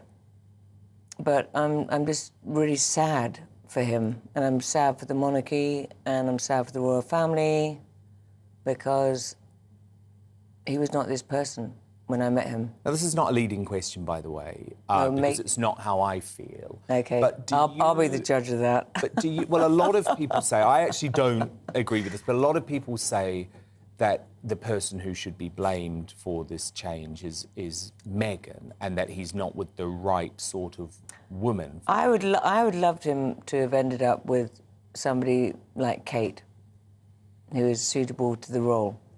But in fact, he's, in my opinion, chosen somebody almost polar opposite. And I genuinely feel really sad, because I think he's dug himself a really big hole. Yeah, and it's going to be very hard for him to come back. No, and I feel really sad, and I'm so pleased that, our lovely, great Queen wasn't around. Oh, my goodness, I know. Because the thing is, right, I know he's got this sense of humour, and you must have seen it when you were having a relationship with him, and he talks quite crudely, but it's not really appropriate, is it, for him to be talking about his penis in his book? As a member of the royal family, it's grim. No, and my father fought for the army of this country, but he would never even discuss it with his family. I know. Let alone what he did. So do you disagree with him revealing the Afghanistan kill count? Absolutely. I mean, what is he doing? But what is he doing? Is he being badly advised? What? I mean, look who he's with. Yeah, and she is very influential. So if you were manipulating, yeah, and controlling, and he's not the guy that I met. I know it was a long time ago, but I really definitely think that he's just not the person I met at all. So sad, isn't it? So sad. Now, look, Kat, stand by. Unfortunately, we weren't unable to book your old flame, the Duke of Sussex, but we do have the next big thing, because joining me now is the original Prince Harry lookalike, Reese Whittock. And Reese, I wish we could speak in better circumstances, but I wanted to have you here tonight because following the release of Harry's book and that reckless Afghanistan death count that we just discussed, you're now one of many people concerned for your safety. Reese, so is it true that because of Spare, you've actually started having to dress and disguise when you leave the house? That's right, Dan. Good evening, by the way. Hello. Yes, so initially my first thought was, my goodness, this is terrible news for Harry, for his safety and his family. And it wasn't until my mum texted me and said, Reese, with Harry's revelations about his kill count with the Taliban, he's now a target. You need to wear your glasses when you're out in public. And I was like, oh my gosh, I hadn't thought about this. But I've thought since, and I'm quite worried because every single day I get recognised as Prince Harry in some way or other. And I'm thinking, my gosh, if I was to head to work in my suit like this, that's what I'd normally do. I'd get prepared at home, just get the train, looking like Harry. I'd have no end of comments on the underground, the tube, people giving double takes and looks. But now I definitely would go to work in casual clothes and get changed at the shoot there and change back to come back home. So do you feel he's put your safety at risk with this revelation? To a degree, yes. But if I wanted to, I could shave my beard, dye my hair. It's quite difficult because I still look like Harry, so I have to make that choice about wearing a hat or wearing my glasses during daytime hours, because otherwise... This happened with Megxit in 2020. They were on the front page of every single newspaper for 3 whole weeks. And when I was in London, as Harry in the suit, I couldn't walk more than 20 metres at all without getting the next reaction. So it's something I do have to consider with all the massive publicity with this book. Indeed. And can I just ask quickly, Rhys, how's your business been? Is it tougher being a Prince Harry lookalike since he's stabbed his family in the back and thrown everyone under the bus? Well, I'd say it's less fun than when I first started back in 2017, because at that point he was consistently voted the second favourite royal behind our beloved Queen. But these days, obviously, he's kind of like Marmite. Opinions are fairly evenly split. So maybe you disagree, but it's not as fun as it used to be, for sure. But business is great because despite the controversy is good for my work. Okay. As long as he's on the front pages, I'm busy with work. So as long as you stay safe. So I've got Kat Omany here. Now, she was Harry's ex. Kat, what do you reckon? Does Rhys have what it takes? Is he better than the real thing? No, you've got a lot more hair than him, that's for sure. Oh, I love that. So if you want to disguise yourself, then put a hat on. Good advice. Yes, definitely. Look, smile lots. Yes, thank you both. Thank you both. Yeah, he doesn't smile much these days, does he, Kat, at all? That was the reality TV star Kat Omany and Prince Harry lookalike, maybe for not much longer, Reese Wittich. But coming up, how is America reacting to Prince Harry's Taliban kill count revelations that have been roundly rejected by military heroes worldwide? One of the world's most prolific conservative commentators, Meghan McCain, whose father was, of course, the former US presidential candidate and a war hero, John McCain. She's going to weigh in live at 10:40. But first, as Labour rails against anti-strike laws, is Slippery Starmer prolonging the chaos for political gain? That's our big debate in the Media Buzz Part 2, and we'll have more newspaper front pages for you as well. Don't miss that. We're back in a few minutes.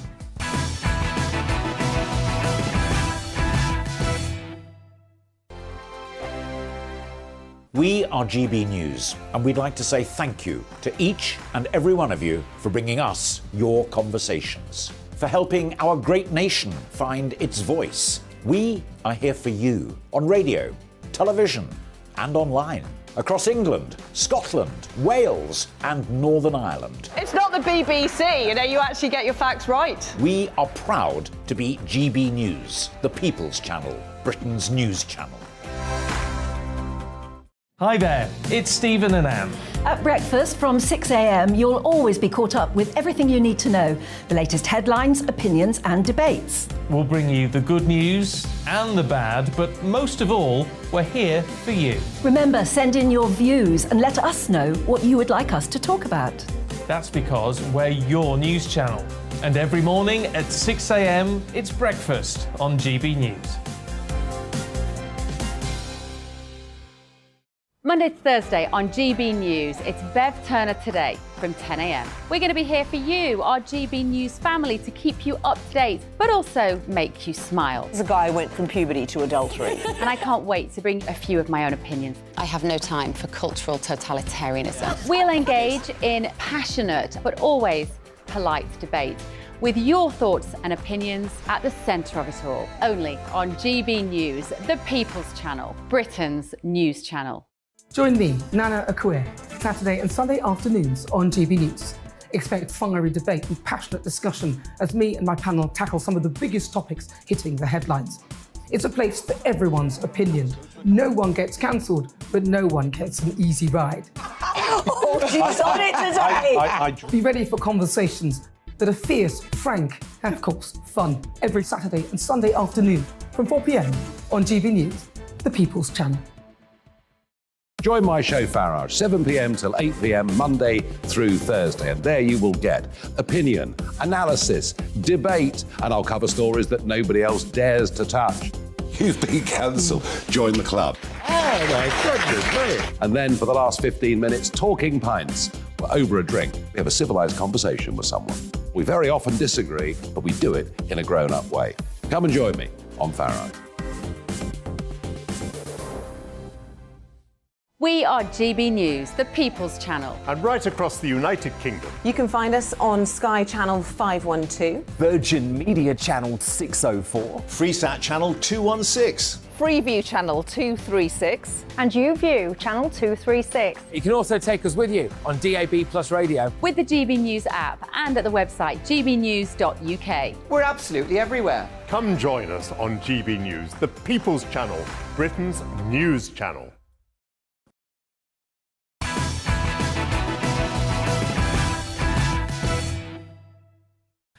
OK, let's return to tomorrow's news tonight now in our media buzz. Lots more front pages here. The Eye. They're leading with hopes for million who have long COVID. A major new study suggests that symptoms should disappear within 1 year. Do you think maybe that's just because folk are making it up? Oh, I'm going to get in trouble for saying that, aren't I? The Sun reports the royal family is expected to stand firm against allowing Prince Harry to attend King Charles's coronation. Plus, the Princess of Wales is photographed for the first time since Harry's bombshell revelations at Windsor. And we've got the Daily Star also leading with Harry. This is Dawn's paper, Dawn Neeson's paper. But she sensationally, or the Star has sensationally banned any further reporting on the Prince in their newspaper in order to give the British public a well-deserved break. Dawn Neeson with me on the Superstar panel tonight. Dawn, you wouldn't be able to write the column you wrote today tomorrow because you led on Prince Harry. To be fair to the Daily Star, they haven't mentioned the H word or the M word apart from the Queen's funeral as a sign of respect for over a year now. We've never used their names. You had to write a whole column about without using their names. Without using his name. Wow, that's incredible. We've done that for a year. She's alongside Adam Brooks and Ashley James, of course. And breaking tonight, around 100,000 civil servants are set to strike on February the 1st in a dispute over jobs, pay and conditions, the Public and Commercial Services Union announced. Now, Rishi Sunak today slammed Keir Starmer for focusing on, quote, petty politics and putting the interests of his Marxist union paymasters ahead of the public. What's terrifying is that right now, people not knowing whether when they call 999, they will get the treatment that they need. There's not a minimum level of service any day because they've broken the NHS. After 13 years in government, what does it say? But the best they can offer is that at some point they might stop making things worse. When it comes to the NHS, it's crystal clear. The Conservatives on the side of patients, Labour on the side of their union paymasters. He's focused on petty politics. I'm delivering for Britain. Now, disgustingly, 25,000 ambulance drivers and 999 call handlers walked out on Patients' Day less than 24 hours after the PM introduced new anti-strike legislation that would guarantee minimum safety levels during action. I'm so angry about this. I actually personally know of one man who died today of a heart attack in his van because an ambulance driver was not able to attend to him. That is utterly sickening in a first world country like the UK, and it makes me so mad. The government, quite rightly, says Labour MPs opposing its life-saving legislation are putting lives at risk, which is clearly true. But Labour's Deputy Leader Angela Rayner branded the proposals rotten and said they would only inflame the disputes further. But are the opposition simply prolonging the strike chaos for political gain, Dawn Neeson?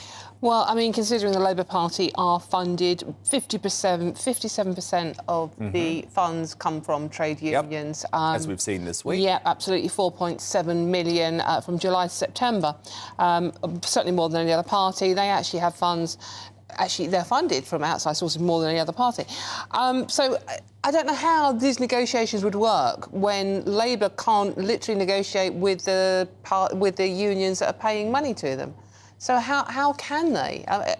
What would happen now if Labour were in charge? The nurses would still be earning what they're earning. The fire workers would still be earning what they're earning. So what would happen? How would Labour negotiate when they're relying on trade union funds? Indeed. And by the way, Adam, this is life-saving legislation. It is not at all extreme. In many, many European countries, any blue lights cannot go on strike. It's just I've got a list of countries here. Germany, also Canada, France, Spain, Australia. Any blue light, sensible Western they cannot countries. strike. So this isn't some sort of extreme measure that Rishi Sunak wants to do here. Look, I don't want to come across as someone that isn't supporting better pay for our NHS and other services, because I do think they deserve fair money. But you cannot strike in these services without costing lives. During COVID, During COVID, the saying was, if it saves one life, then it's worth doing. That should be the same here. This is costing lives. Yeah. I mean, Ashley James, I know you are absolutely in favour of these strikes, but how would you feel if you knew this man, who I know today, who literally died in his courier van of a heart attack, we believe, we are told, obviously there hasn't been a post-mortem yet, but that's what we believe, of a heart attack, with no ambulance. Yeah, it is despicable. It is absolutely devastating, but sadly, this is not just because of the strikes. It is. No, that is literally because of the strikes. No, it's not. That is literally because of the strikes. The ambulance would have been there if it wasn't for the strike. No, they wouldn't. No, they wouldn't. And this is the point. And this is part of the reason that ambulance workers are striking, because they are unable to provide the service. And I know a friend of mine... No, they want more pay, which is fine, but let's not misrepresent They are striking because about. Real pay is down, cost of living is through the roof, 53% of them are struggling to cope with the demands of their job, and 1 in 3 of them, because they are witnessing unnecessary death. Same as nurses, same as doctors. And by the way, this was happening before COVID. Obviously, COVID, they went above and beyond. The amount of unpaid extra hours they do, like, they are on their knees. And these are the people saving our lives.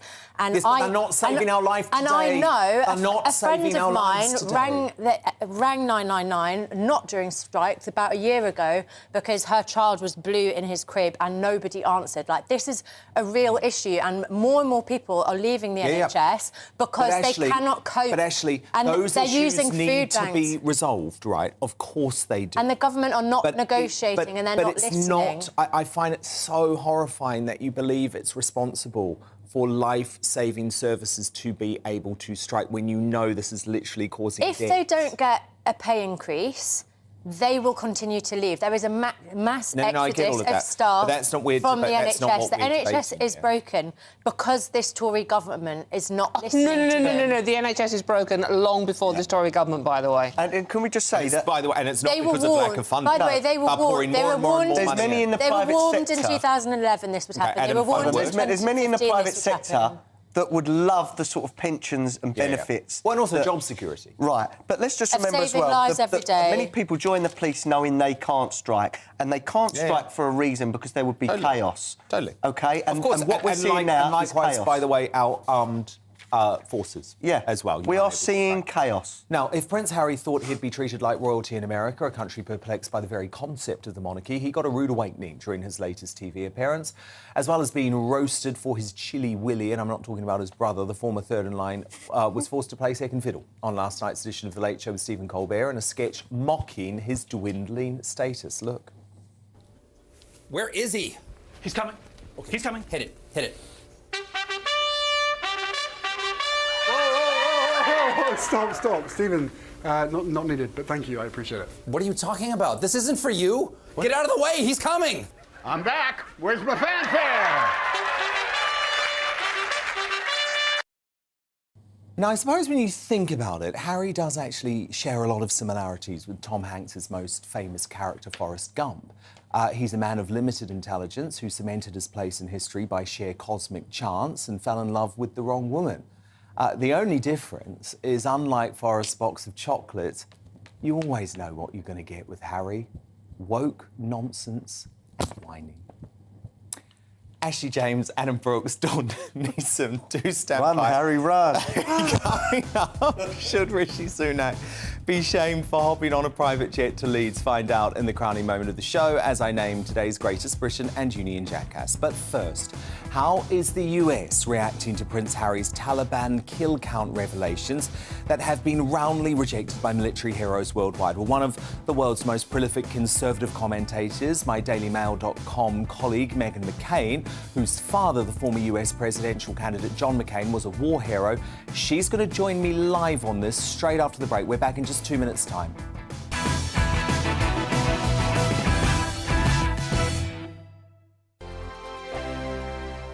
Every morning from 6 o'clock, we'll wake you up with GB News Breakfast with all the stories you didn't know from the night before. So whether it's serious news, entertainment, or your own views from all over our great nation, we're here to kick off your day with a smile. And the national media should be reflecting and reporting what's happening here. You will notice the northwestern accents. Whether you're with us on TV, radio, or online, every morning it's breakfast from 6 a.m. Hope you can join us.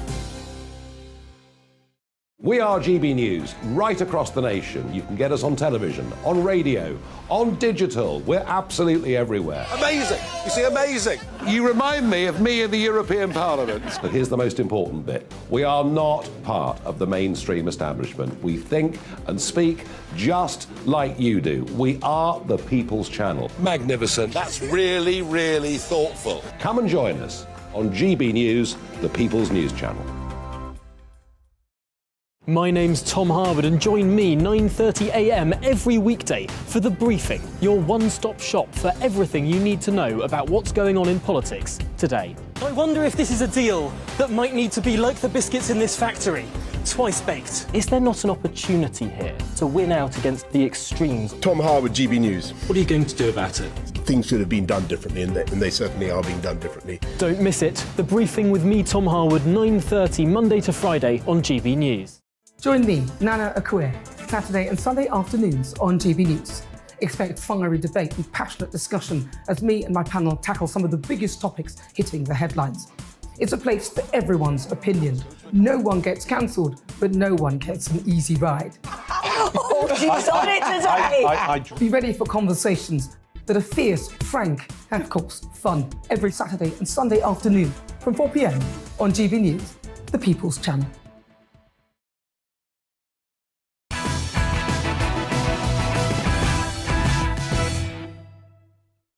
It's time now for Uncancelled.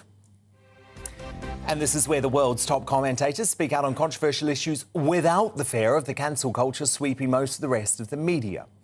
As he hemorrhages support in the UK, Prince Harry has denied distastefully boasting about killing 25 Taliban while serving as a soldier during a cringeworthy appearance with the left-wing American comedian Stephen Colbert last night. Watch. Context is everything, and unfortunately, due to those leaks, the British press intentionally chose to strip away all the context and take out individual segments of my life. Without doubt, the most dangerous lie that they have told is that I somehow boasted about the number of people that I killed in Afghanistan. Hang on a minute, Harry. Here's what you actually said and wrote. In the heat and fog of combat, I didn't think of those 25 as people. You can't kill people if you think of them as people. They were chess pieces removed from the board. I could always say precisely how many enemy combatants I'd killed, and I felt it vital never to shy away from that number. So, my number, 25. Former British Army Colonel Richard Kemp has warned that the revelation could provoke the Taliban to carry out attacks against the UK.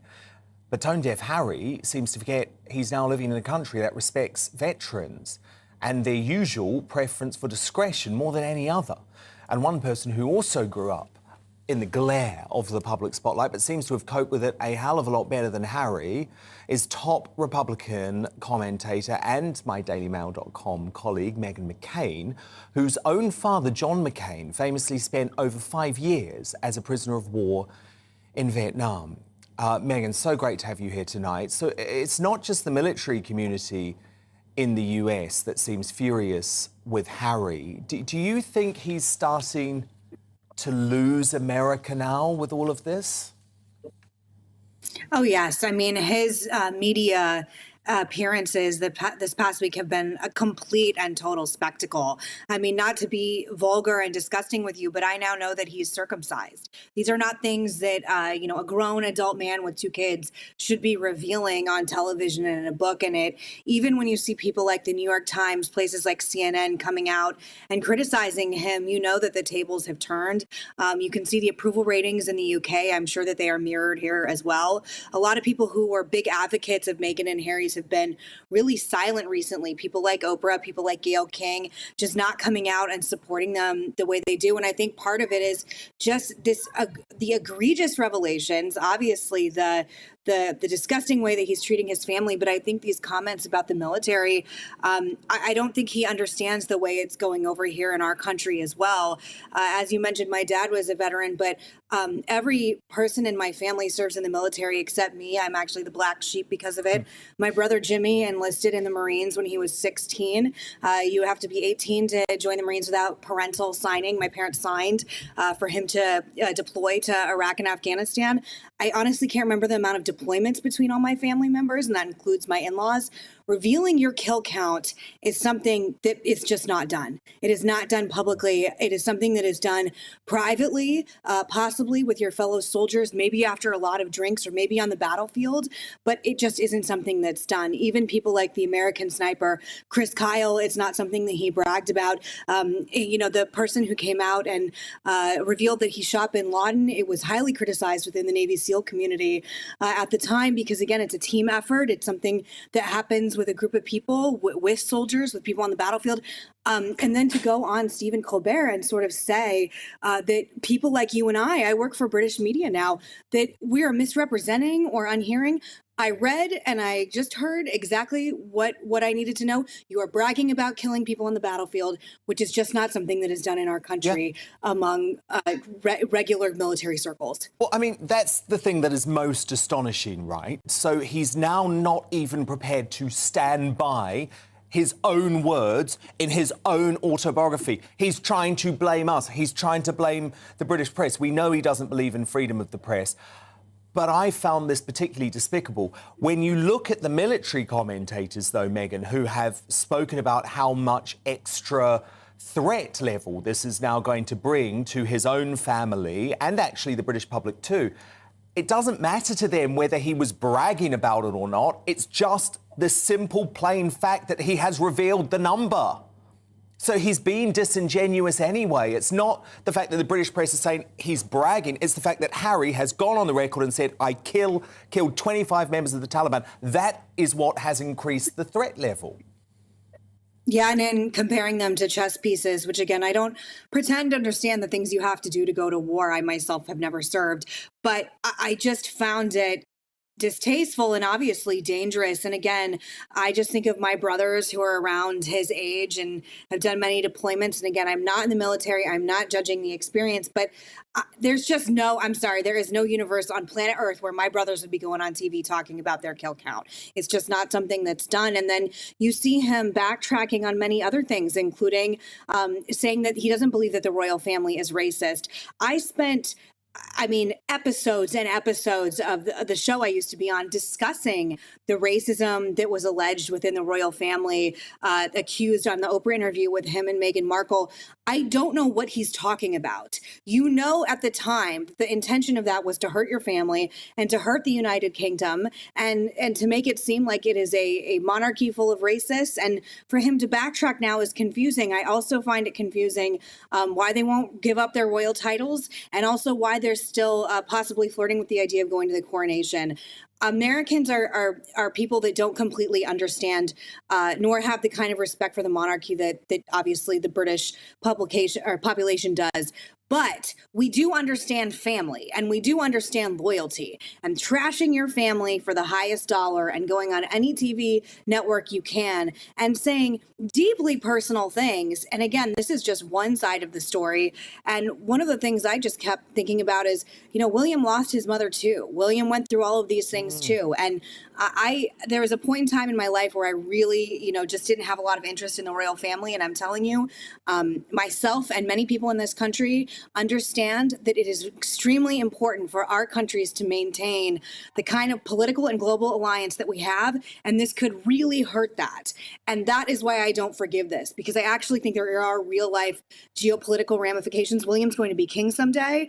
That is a very important role globally. And we need to respect him no matter what kind of fighting was done when they were children at Eton. Quite frankly, I don't care.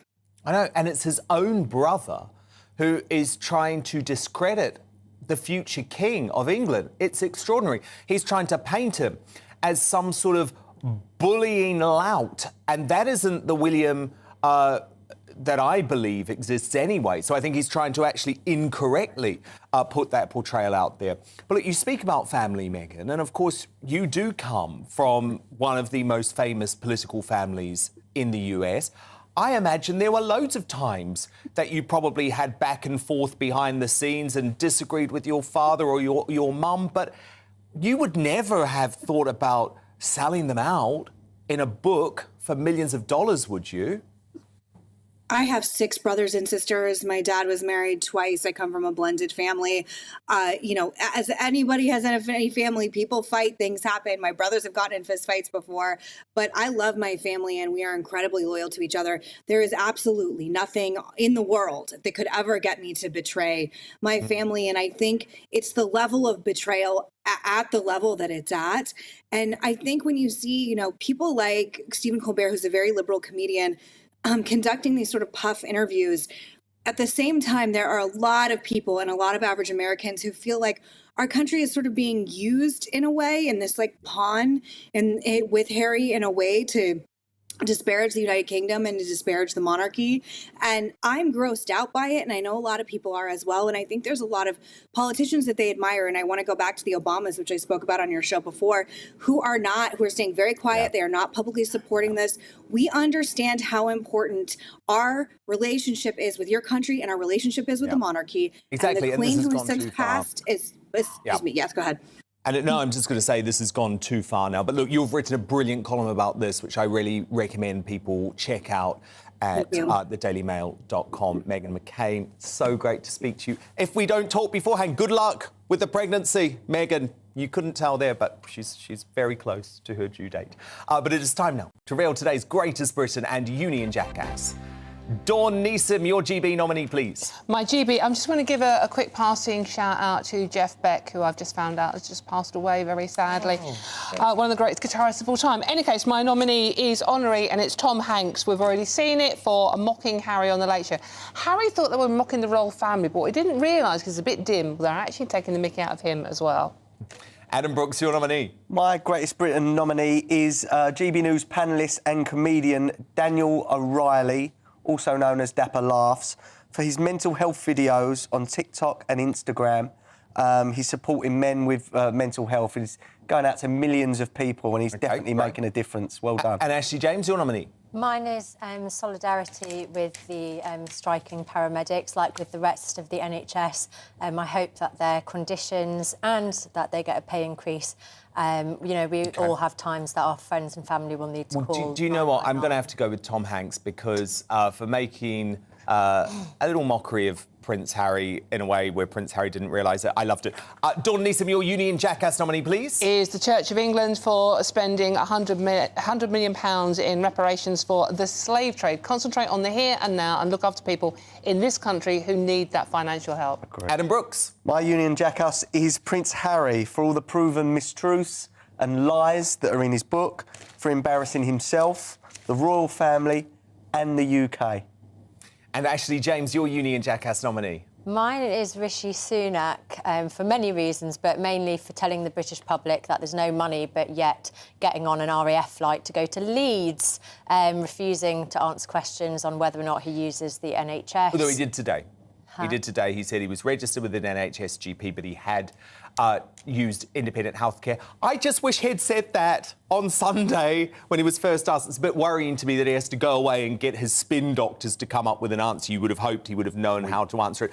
But look, of course, today's Union jackass is Harry.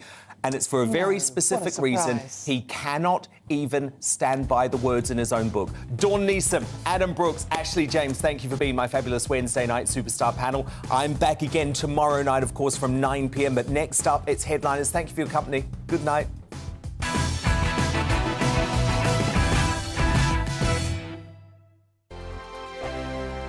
We are GB News, and we'd like to say thank you to each and every one of you for bringing us your conversations, for helping our great nation find its voice. We are here for you on radio, television, and online, across England, Scotland, Wales, and Northern Ireland. It's not the BBC, you know, you actually get your facts right. We are proud to be GB News, the People's Channel, Britain's news channel.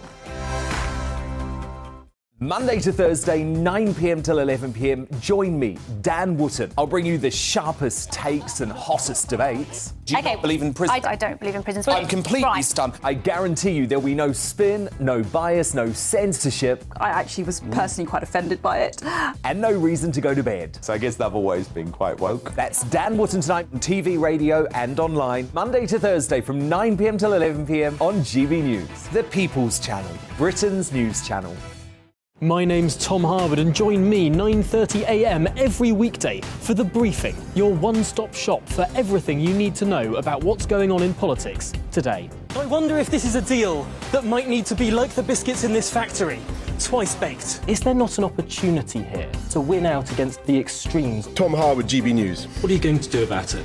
Things should have been done differently, and they certainly are being done differently. Don't miss it. The Briefing with me, Tom Harwood, 9:30 Monday to Friday on GB News. Every morning from 6 o'clock, we'll wake you up with GB News Breakfast with all the stories you didn't know from the night before. So whether it's serious news, entertainment, or your own views from all over our great nation, we're here to kick off your day with a smile. The national media should be reflecting and reporting what's happening here. You will notice the northwestern accents. Whether you're with us on TV, radio, or online, every morning, it's breakfast from 6 a.m. Hope you can join us. We are GB News, right across the nation. You can get us on television, on radio, on digital. We're absolutely everywhere. Amazing! You see, amazing!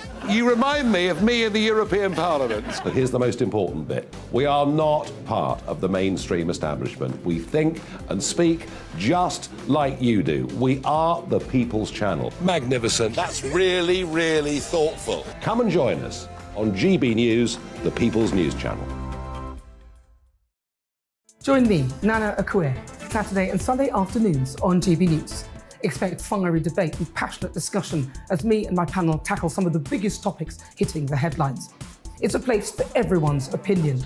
No one gets cancelled, but no one gets an easy ride. Oh, she's on it today! Be ready for conversations that are fierce, frank, and of course, fun. Every Saturday and Sunday afternoon from 4 p.m. on GB News, the People's Channel.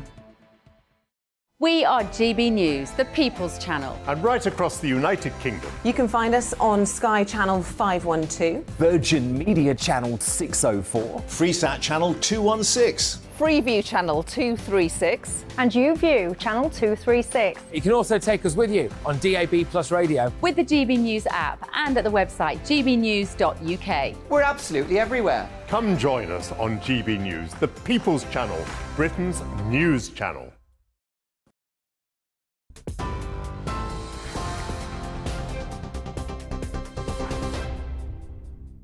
Good evening, you're with GB News. Headliners is next, but first let's bring you up to date with the latest news headlines. And Rishi Sunak has promised to reduce the NHS waitlist and tackle illegal migration in his first political broadcast as Prime Minister. Mr Sunak has promised hard-headed common sense in approaching the migration issue. He also blamed the pandemic for creating backlogs in the health service, but he promised not to let those down on the waiting list. He also said he'd taken difficult but fair decisions to get borrowing and debt under control. The government's priorities are your priorities, the people's priorities. Together, we're putting your needs above politics to repair the economy, strengthen our NHS, tackle